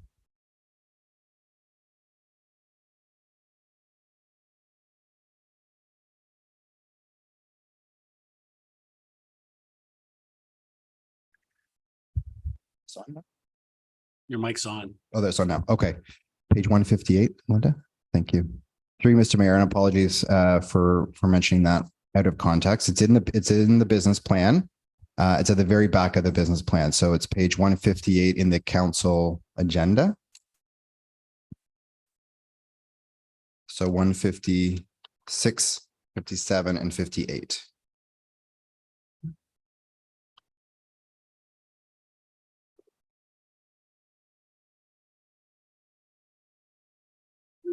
$156, which is 14 of 54.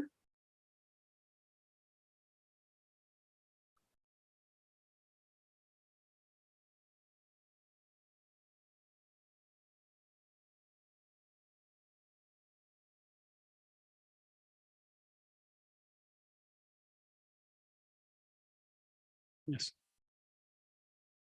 Counselor, just go to the end of attachment 2. There's 3. Aha, okay, Okay. perfect. For some reason, I didn't see it in my package, so I'm gonna have to have a minute to review that. So I guess I'm gonna have some questions really just about, I know that you, again, so we talked about that municipal service board, and again, thank you for the clarity on that language, because it was really confusing about the being lower than, because now we are doing the municipal service versus hybrid. And I'm just trying to understand the difference between the two. If I were to look at in 2019, it was specific within that plan. What did they say? Here, hold on one second here. It was specific in suggesting that it combined the financials from the cultural partners of the Aurora Cultural Center and the Archives and Museum. And we were under the assumption that these numbers were brought forward based on the revenues of the current cultural partners. So I don't understand really what's different now, what we're being presented today, because I was on the assumption, I think maybe other colleagues were too, that that's kind of how we had based that 2019 number. So maybe provide some clarity, because the last time I had spoken with Intercom offline, he felt that there was some confusion as to municipal service boards / hybrid and how that understanding was with council. Because to me, this is the first time I'm hearing that term municipal service board within relation to any kind of business plan that we've presented. Thank you, Mr. Mayor, through you. So if we look at attachment 1, and I'll just go with the 2024 projections. In terms of the municipal service board, as far as the history is concerned, I know Robin mentioned sort of when we did the governance review and when we made that transition, which was in 2020, I believe, early 2020, from the municipal service board model to the full, what we called it then was the not-for-profit municipal hybrid model, which was again showing that the not-for-profit cultural center was coming together with the municipality to put together a governance structure to operate Town Square. In terms of the financials itself, you are correct. If you look at, again, under the revenue side and the MSB, which is the left side of the table, the municipal contribution, which is showing as $1.519 million, is a roll up of the numbers at that time. So it's worth noting these are from these numbers were presented in March of 2019, so they're 2018 numbers. The municipal contribution included the contribution to the cultural center. You were correct as well. The museum numbers are in there. And then it was the existing facility maintenance money for 22 Church Street. And that's what made the municipal contribution. So if you look at the change, what's changed specifically is we're now showing the municipal contribution that was approved in 2019, which was that $720,000 for the net operating. On top of that, it's showing hybrid ACC, which is the current annual allocation. That's for 2024 that the cultural center gets.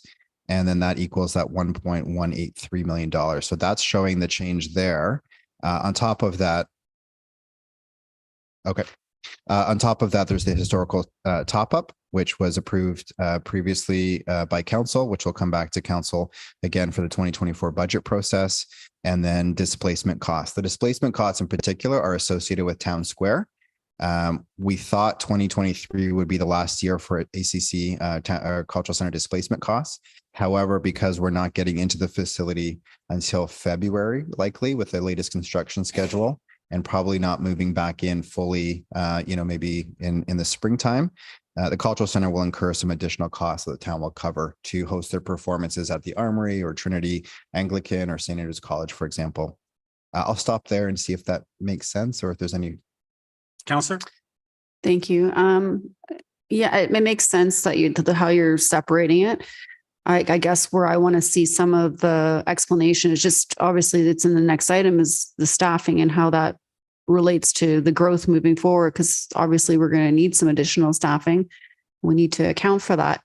And looking back at 2019, it said, based on Church Street School, Museum, Archives, and Cultural Center annual operations, plus increasing staff required as per business plan operations budget. So that would lead me to believe that that also included the staffing that would be associated with this kind of a growth. So correct me if I'm wrong. Are you suggesting that within the business plan that we are being presented today does not include the additional staffing that be required? Because I do believe there was somewhere in the report, if I may, just give me a minute here. Here we are. It did say something to the effect that we had some, here it is. In addition to the staff listed above, the town, the ACC managed robust volunteer, yada, yada, yada.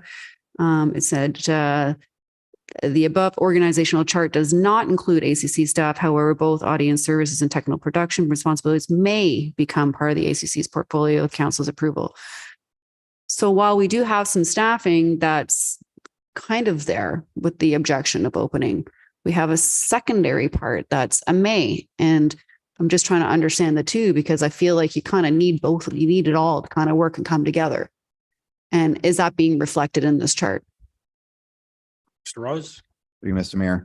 So the answer is yes. This chart, all three tables that you'll see in attachment 3, do account for audience services as well as technical production services.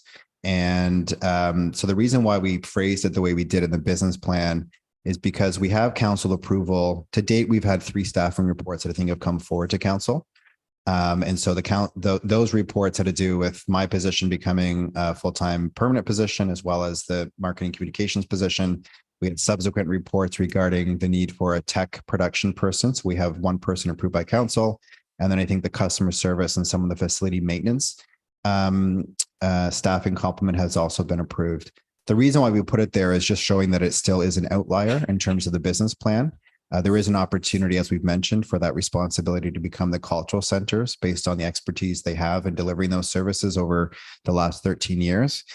So what we've done in the business, in this attachment, the financials here, is to show specifically in the column that's called hybrid ACC with tech FOH, which means front of house in parentheses, and the one beside it that says ATS impacts.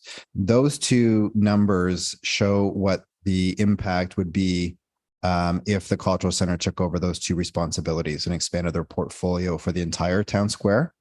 And so the number at the very bottom, the 537,459, is the full net operating cost for town square in 2024.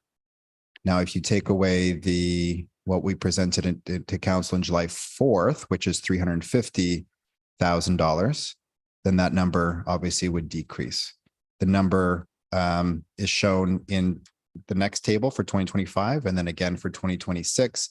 And as you'll see, the number is obviously larger, not obviously, but it's much larger in 2024. And that's because we're not able to recoup the revenue, a full year of revenue, because we don't have access to the building until, a third or 2 or halfway through the year. But to answer your first question, is these financials show everything, all the staffing complement that we think we need for the first, including the cultural center, that we need for the first 3 years of operation. Counselor? Thank you. I need more time to digest that. I get what you're saying, but the chart is a little confusing. I'm not going to lie. I'll leave it to my other colleagues. Hopefully maybe they have some additional questions, but I think I need to absorb this a little bit because I have some questions. Thanks. Counselor Thompson? Thank you. Well, thanks for the presentation, Phil. Just, I guess, building upon the budget comparison and the information provided. I know a lot of work has gone into putting the budget together and collaborating with various partners, and I appreciate all that. But there still is that degree of uncertainty heading into next year. And so, I guess my question to you really is around, as we heard earlier, with regards to special events and programming, making sure that there are also contingency plans so that we can pivot. So, whether you look at it from the glasses half full and you say, listen, demand exceeds what we thought, and we need to pivot and ensure that the place is successfully staffed and or resources available, or conversely, because we all want to see it be successful. And so can you just sort of speak to, I guess, how you're planning for those kind of contingencies next year, and just, I guess, assuring council that there is some fluidity or flexibility to this budget in order to meet the demand, however it should turn out. Mr. Rose? If we can get the microphone working. Oh, there we go. You're on. Who controls this? Well, I can. Sorry, through you, Mr. Mayor, to Councillor Thompson. Yeah, great question. I mean, certainly, as we know there, as you mentioned, there's a bit of uncertainty with 2024 construction timetable, still a bit of a moving target. We've tried to pad. I mean, one of the things we've tried to do from a contingency perspective is say that if we get the keys in February, we're not likely to be able to offer or either make the facility available for outside groups for rental purposes. I know we had a conversation with this at the project task force meeting, and we were targeting probably May 1st. And I think one of the suggestions was let's push that back to June 1st instead, just to make sure that we're not breaking any sort of rental contracts. So that's one thing. It's just giving us a buffer period between February and when we actually put on a performance or put on a program. I think obviously we'll have a bit more clarity as we get closer to the end of the construction schedule to know exactly when we're able to start programming.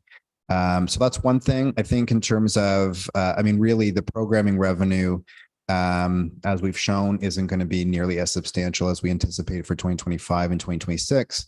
Some things we may be able to do from a town perspective that's within our control is we know that, a shiny new building like Town Square that's got, amazing multi-purpose spaces available. We may be able to shift, the emphasis away from programs and onto rentals, perhaps, and perhaps think about how we can do that from a town perspective.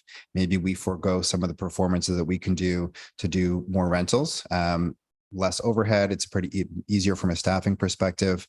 The cultural center itself, and again, I can't really speak necessarily to their schedule, but I do know how they plan their performances. It's, in the summertime, they focus on their arts programming and specifically their camps. I think we're pretty confident that we can get them in for those purposes. If not, our contingency in that regard would be to host them at Program Room 1, which is where they've had their camps this past summer. And then I think probably their performance schedule would start up sometime September, possibly. So I feel pretty confident that by September, we'll be able to give the cultural center access to the performance hall. I don't know if that answers. I mean, there's a lot of variables that we don't know. But the way that we put our projections together is to try to be very conservative in 2024, knowing that, there's a lot of moving parts we still aren't sure of. No, I think so. I think, I just also want to make sure that, we're basing some of these numbers based on projections in terms of programming hours and so forth.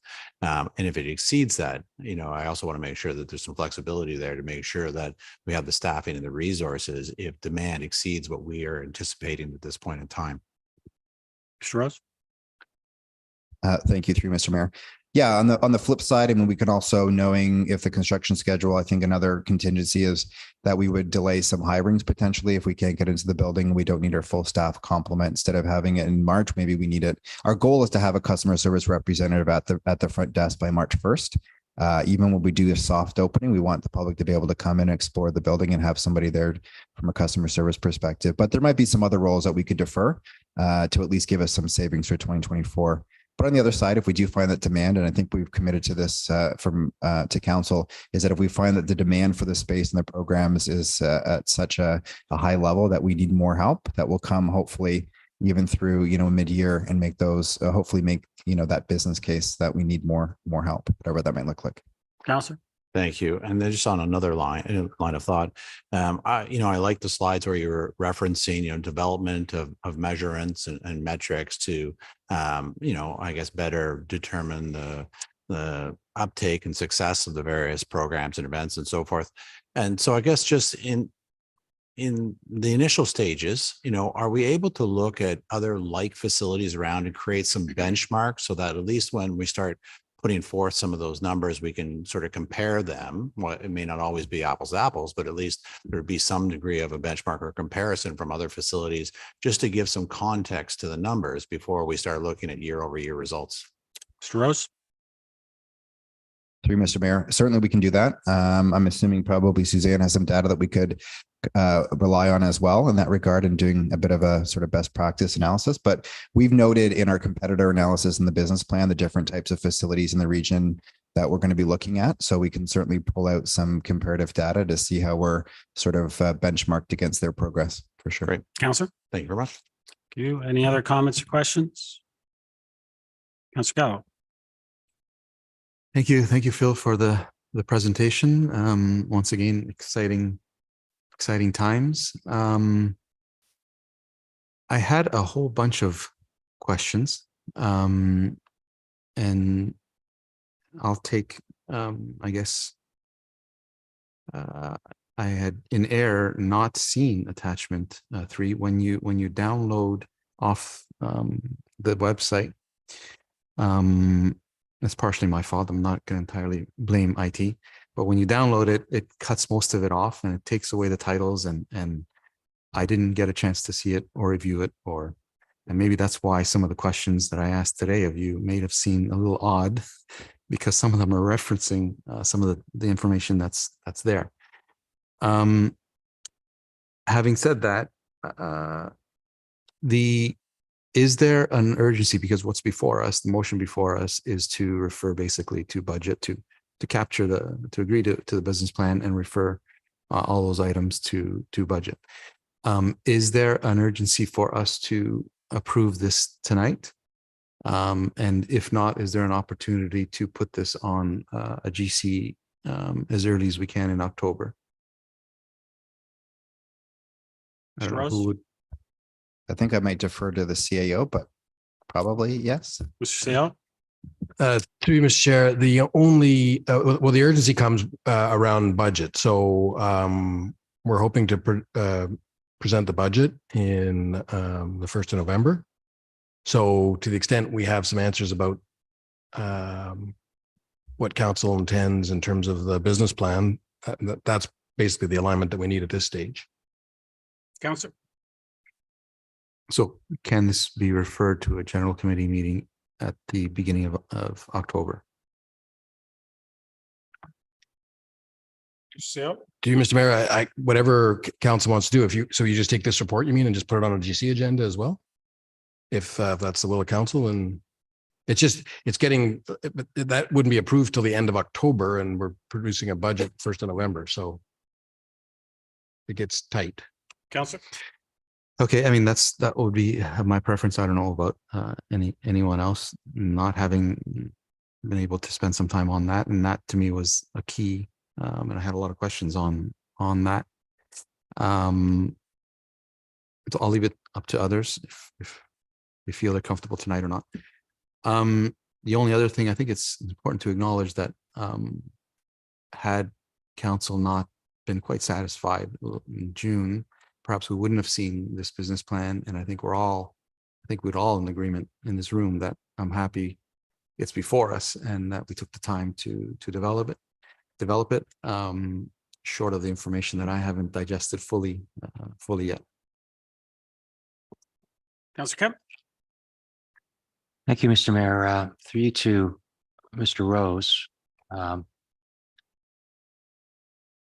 In the budget line items, it shows that front of house production ticket sales is under the purview of the cultural center, and the ticketing system is on the town side. Can you walk me through what that's going to look like when a resident books a ticket? It's responded to by ACC staff, but it's going through the town website.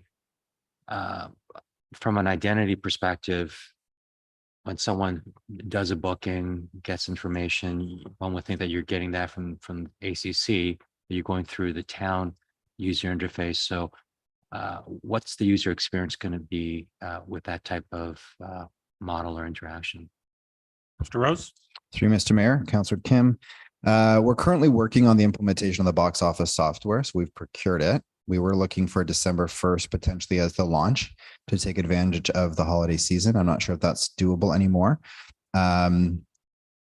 However, the software that we're working with, the box office software we're working with, will have the ability, so it'll be housed on the town's microsite. and the ability for through the cultural center website to be able to also promote their shows on their website, to be able to click on a show and it would take you into sort of the seating plan where you choose your seats. The one thing we haven't, as we're kind of rolling it out, we do have a cultural center representative on our team, implementation for the box office. So, and this is certainly not my expertise, but I can tell you that we will do whatever we can to make sure that the community is aware of that the cultural center has their branding associated with. So it'll be the same thing. For example, if you go to, okay, I'm just going to say, if you visualize the website and you see a number of different icons for different shows coming up, some of them may be town shows, some of them may be cultural center shows. We know Marquee is going to be doing some performances there and some dance groups.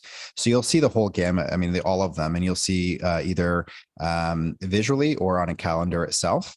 I think there's lots of ways we can brand the box office software to make sure that it's ACC presents anytime you're looking for something that's ACC.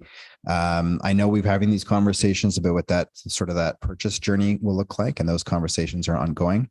But we have a software, Red 61, and it was designed by the it was designed to actually do ticketing for the Edinburgh Fringe Festival. And if you know the Edinburgh Fringe Festival, there's how many thousands of shows, 3,200 shows. And so you can go to one website and you can get access to 3,200 shows through the Red 61 Edinburgh Fringe Festival software. So we're confident that the software is going to be more than adequate to be able to provide access to the tickets for all the different partners. But that's something that we'll continue to work with. And of course, the marketing and comms team from the Cultural Center and our marketing and comms specialists will continue to have those conversations. Thank you. Councillor Weiss? Yeah, thank you. Some of my questions have been asked and answered. I want to tell you, I really liked your risk and risk mitigation strategies and having them in here because it's important to answer those questions before they're asked. But similar to what Councillor Thompson was talking about, I'm really interested in the tracking that you have to show success. And I had underlined here that the customer satisfaction for both quality and the diversity, you've got an annual survey. And I'm just wondering if you should think that these should be done a little bit more regularly than annually to be able to moderate and be able to move quickly and change things quickly. I just don't think that's a significant enough time to be able to do that. I'm happy that the earned revenue is in there too, because most of our residents are concerned about the actual cost of this town square from an operating perspective, and anything that we can do to coordinate the amount of expenditures and or increase the amount of revenue has to be front and center for us, because what they don't want to see is any waste of tax dollars, and they want to see the greatest efficiency. So if that can be put in the next report that you have, I'd appreciate that. Thanks.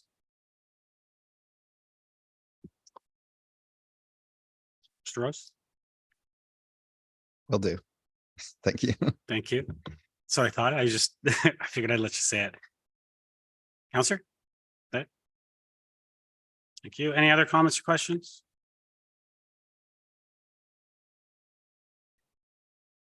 Councillor Gallo, second time? I'll let Councillor Gilliland go. If I was going to put a motion to refer, unless Councillor Gilliland has something else to add.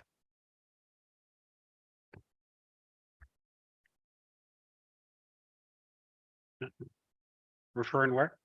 Refer to the first available GC in October.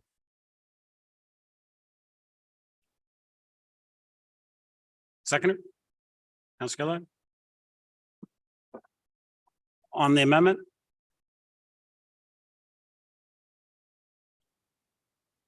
Councillor Gardner?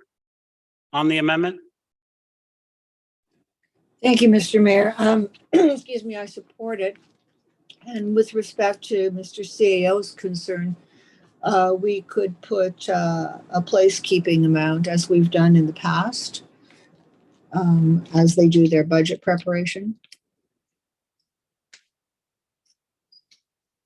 Okay. Thank you. Councillor Gillett? Thank you. I guess I'd support this. I actually did look back at the report and it didn't say anywhere that there was an attachment 3 on the original report. So I know that when I was looking at the business plan and it said thank you and end, I didn't really look to go any further. So that's why I was really confused. It does answer some questions that I had. And I've had some conversations kind of relating that openly and trying to figure out where that came from. But it would be good for me to have a little bit more of a review than just what we've seen today. Any other comments or questions to the amendment? Councillor Thompson? Thank you. I know that our CEO provided comments on what he felt may be the impact to the budget discussions in November, but I just actually wanted to just put it out to Mr. Rose to see if he had any additional concerns, considering that he is the one that works most closely with the various parties. Mr. Rose? Mr. Mayor to Councillor Thompson. No, I think that's doable. Thanks. Councillor? All vote?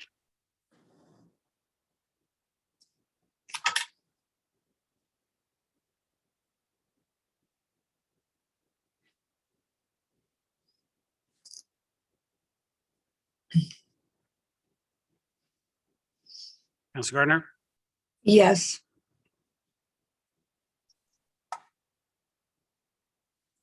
Councillor Gardner? Oh, sorry, I said yes. Thank Perhaps you. not loud enough. Thank you. That carries. Back to the main motion as amended. Oh, we don't. Oh, it's referred. That's right. Correct. Thank you. Okay. We're going to try. One more. 6.6, Aurora Cultural Staffing Plan. Can I get a motion to receive? Councillor Gallo, Councillor Kim, any comments or questions? Call the vote.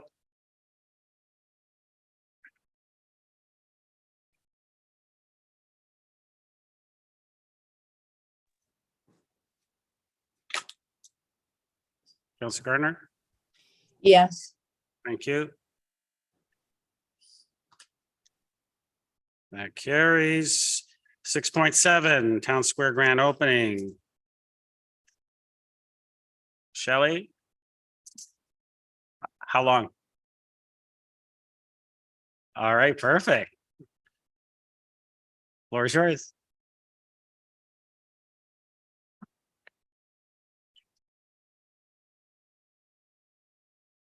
So thank you, Mayor and members of council. We've all attended grand openings, whether they're for new businesses in town, new town facilities, gorgeous parks and trails. We're all familiar with the protocols, ribbon cuttings, greetings, tours, sometimes treats. Aurora's Town Square's grand opening is going to be the most memorable and emotional grand opening to date. Collaborations for this have been ongoing with talented town staff, invaluable governance partners, and enthusiastic local cultural groups regarding this dynamic grand opening. Allow me the privilege to mesmerize and hopefully enrapture you on what we have in store for this inaugural 4-week celebration, encapsulated as the Grand Opening Spotlight Series.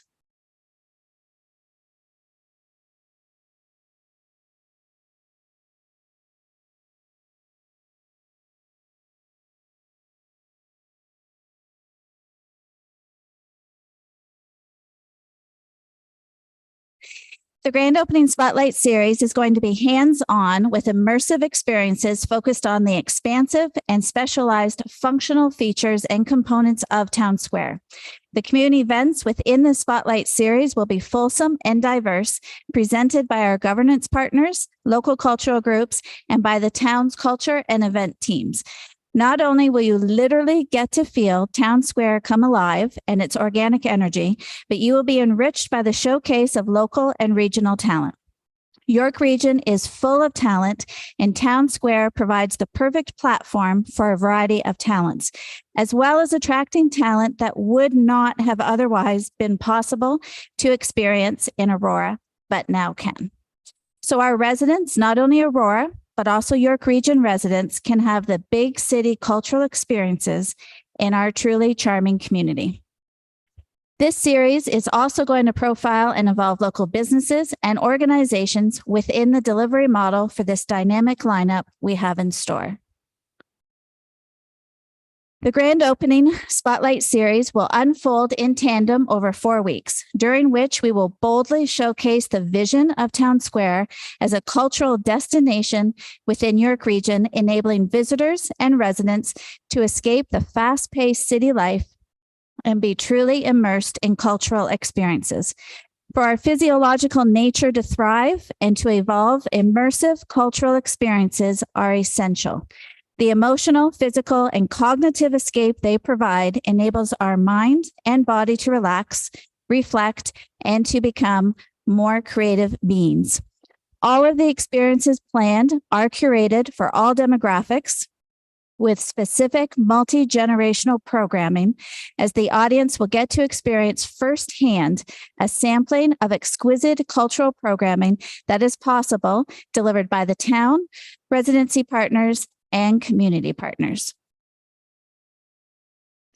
You will have the opportunity to experience a taste of Aurora, showcasing the culinary cuisine available in Aurora, while taking in dramatic performances, incredible concerts, and thought-provoking art-infused experiences.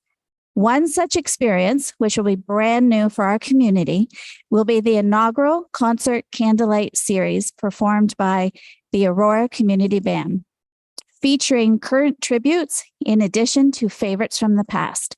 Until now, this completely different musical escape hasn't been offered, which will be both enchanting and mesmerizing. Such experiences like this is what Town Square will bring to life. Some experiences can be anticipated.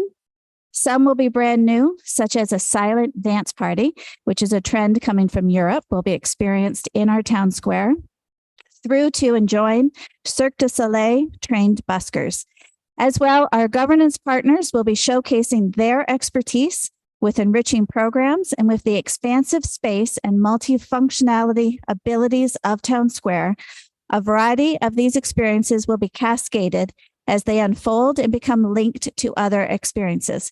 For instance, as you explore an art exhibition presented by the Aurora Cultural Center, your cultural experience can carry you through to the Black Box Theater for a theatrical production or an incredible concert, and then that can lead you to participate in some hands-on workshops, either out of curiosity or experiences you're seeking to cross off your bucket list.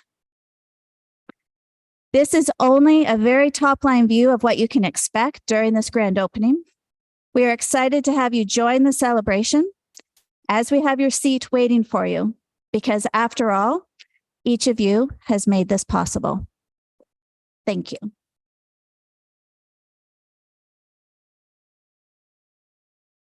Five minutes and 12 seconds.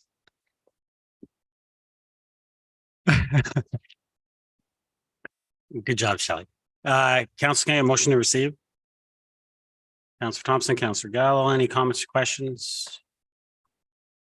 Councilor Gilliland? Thank you, Mr. Mayor. Shelley, honestly, what you do for our town, forever grateful, and the community as well. If there's anything I can say to you about the hard work that you do the town is bravo, because what you do during the pandemic and the pivoting you did and all the events that you've been able to manage, like, I mean, you must have more than 8 arms and legs, right? Like you must have them there, because I'm always really amazed. So I am looking forward to this grand opening, and I think it will be exciting. Do you have an ETA that you can share with us that might be kind of somewhat in and around what you're projecting? Through to Mayor and Chair. First of all, thank you. But second of all, there are too many hands and hearts to count with everything that has been able to be possible with the town. So I really do want that noted. There are many, many hands involved. With regards to an ETA, I slightly chuckle because we've had many drafts of the grand opening. And fortunately, with the way talent is and with the eagerness of the community groups to want to come on board, there has been so much flexibility because people are just too excited to get involved. For instance, like the Aurora Community Band, they are just thrilled to be able to try to do that candlelight series. And then based on where we are at, and noting what Councillor Thompson said before, we really are focused on under promising and over delivering. And so when you look at things, if we can pull in the Aurora Art Show and Sale, if it lines up, knowing the building is ready, we're polished, we're shining, fantastic. But if not, that experience will be translated here, but the other ones will be able to cascade forward. But again, there's also a robust programming schedule that will be happening as well. So if there's an experience on our short list that we're negotiating now, if it doesn't line up, it's not going to not be experienced. It may just be happening at the right time. I firmly believe nothing happens a minute before it's supposed to. Counselor? Thank you. That's great. And I guess I have one question. As we approach, I guess, the opening date and such, do you think that you might collaborate a little bit with the BIA and give them an opportunity to participate and also help market the event and be a part of it? Shelley? Through you, Chair. Absolutely. And I didn't want to give too many specific details, but that's where the Taste of Aurora comes into play. Some of the experiences in the grand opening will be free. Some will be ticketed. The economic development side of events is very important as well. And how do we attract people to the square and extend their experience, which is what is the current expectations of events. Hopefully, we're going to have people coming up on the GO train to experience one, staying for dining. But absolutely, the BIA in that whole section is definitely and has continued always to be part of our conversations. And with the industry, with the hospitality industry, which is quite vulnerable, don't want to give too many promises with construction dates. So that is part of the plans, but further concrete conversations won't happen till later into January, February, when the timing's right. Counselor? Thank you. And then one last question, and maybe you can't answer it. It might not be Ms. McDougall. I know there was a while ago, we had a resolution to collaborate with an organization called Arts Help. And I know that they live in Aurora and are part of Aurora. And I didn't know if any conversations had occurred with Arts Help, and perhaps maybe they would be able to participate in this as well. Ms. McDougall?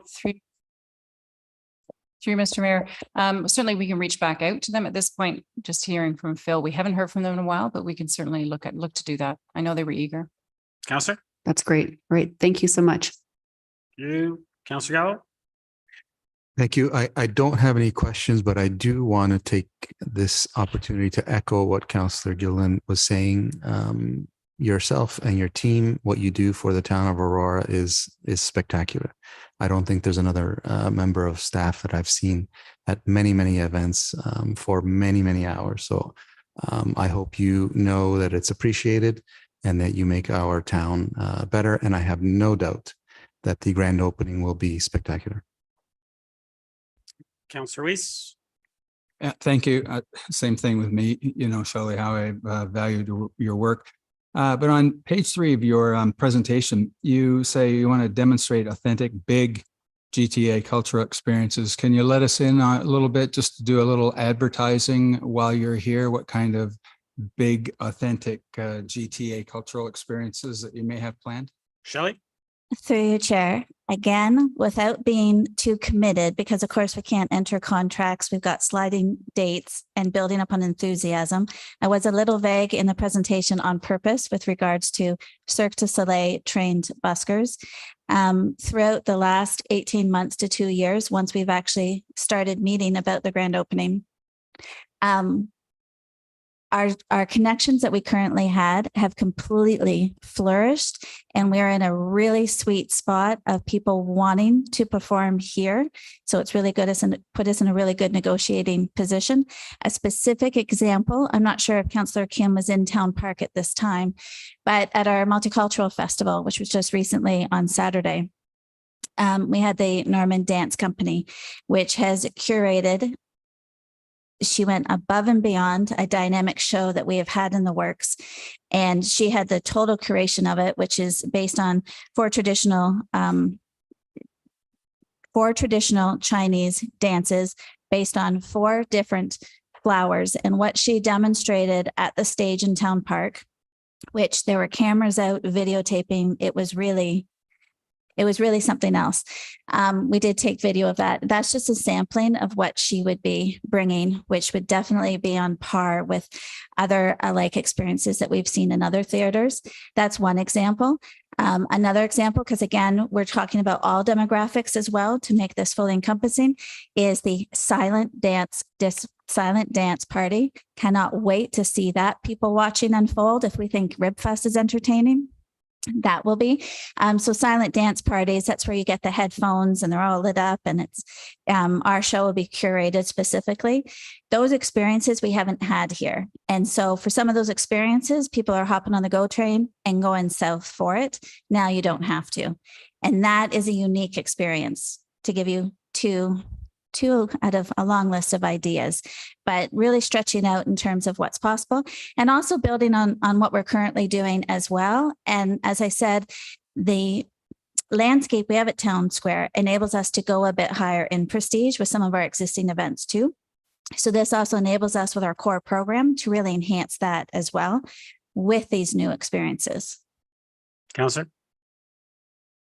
Well, I thought you were going to say, well, you can't say very much about it, but you said an awful lot about it. So I want to thank you for doing that. Can you just from a logic standpoint, tell me what the seating capacity is of the amphitheater in the square? Do you know what that is now? Shelley? So through you, I'll answer part A and then defer. So through you, so with that question from a linear perspective, we can do the math and show the capacity, but the capacity is really determined based on how the space is used. So if the space is used with Christmas market huts, you factor that into counts.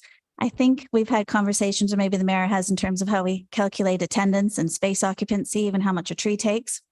So it depends how the amphitheater space is being used at that time, which can determine what the maximum size could be. So Phil, did you want to add to that, or? We did a scientific bums in seats test last week with our recreation staff. And we estimated 125 to 150 can sit on the amphitheater itself. And that doesn't include the top row where you can actually have mobility devices like wheelchairs and things like that. Great, thank you. And last thing, I want to commend you on the idea that Aurora is a place to come to instead of a place to come from. And I think it's high time that we started to do that, particularly with our second track construction and GO. So we're right at the right place at the right time, and we have the right people doing it. Thank you. Thank you. Any other comments or questions? Seeing none, Shelley, I'm going to echo what everyone has said. Yourself, your team, everyone does phenomenal work right across town. And when it comes to events, we're so fortunate to have all of you here to do the work that you guys do. And I know we talk about it, and every time I mention your name and staff's name at any event, it probably gets the biggest round of applause from the residents of our community. And I think that's because they realize the work that you guys do for all of us and the value that you bring. So thank you for all that. I think this is going to be an exciting opening. And I think it is important to note that this is 28 days of events and programming that are going to be happening. This is not just a one-day affair. So this is really exciting. This is 28 days of action in our downtown. And, you know, as was mentioned, as you mentioned it, some of the councillors have mentioned it, it's about bringing people to Aurora. And that's what it's all been about. It's about attracting new people to come and see what our town's all about and realize what makes our town the special place it is, not only to live, but to have fun in as well and work. So thank you for all the work, and we're looking forward to those 28 days. Council, call the vote.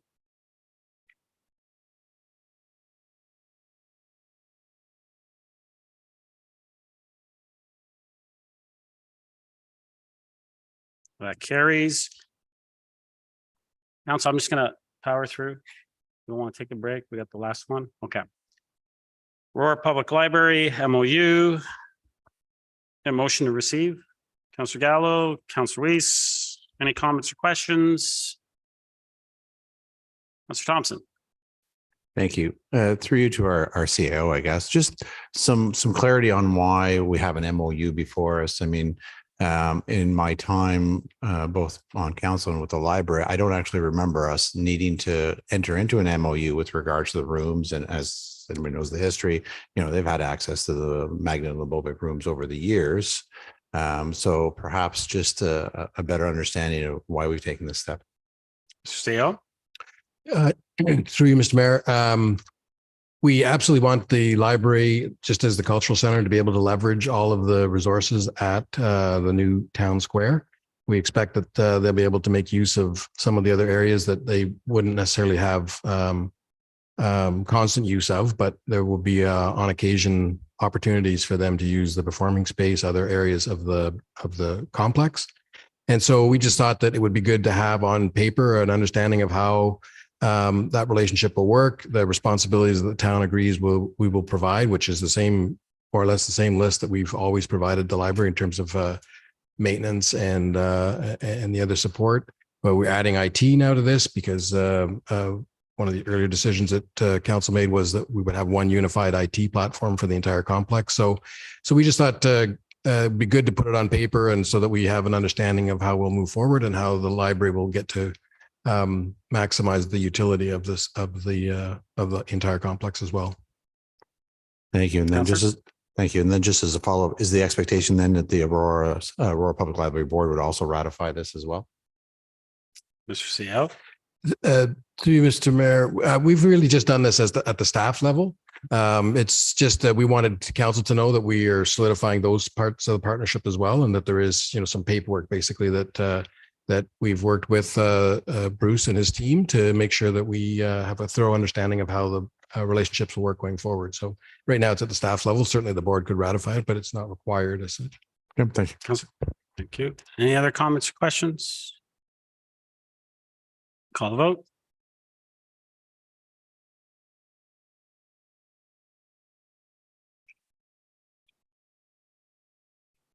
That carries. Confirming bylaw. Councilor Thompson, Councilor Kim, all those in favor? Opposed? That carries. Motion to adjourn. Councilor Gallo, Councilor Kim, all those in favor? Opposed? That carries. We are adjourned. Thank you, everyone. Thanks for coming, everyone.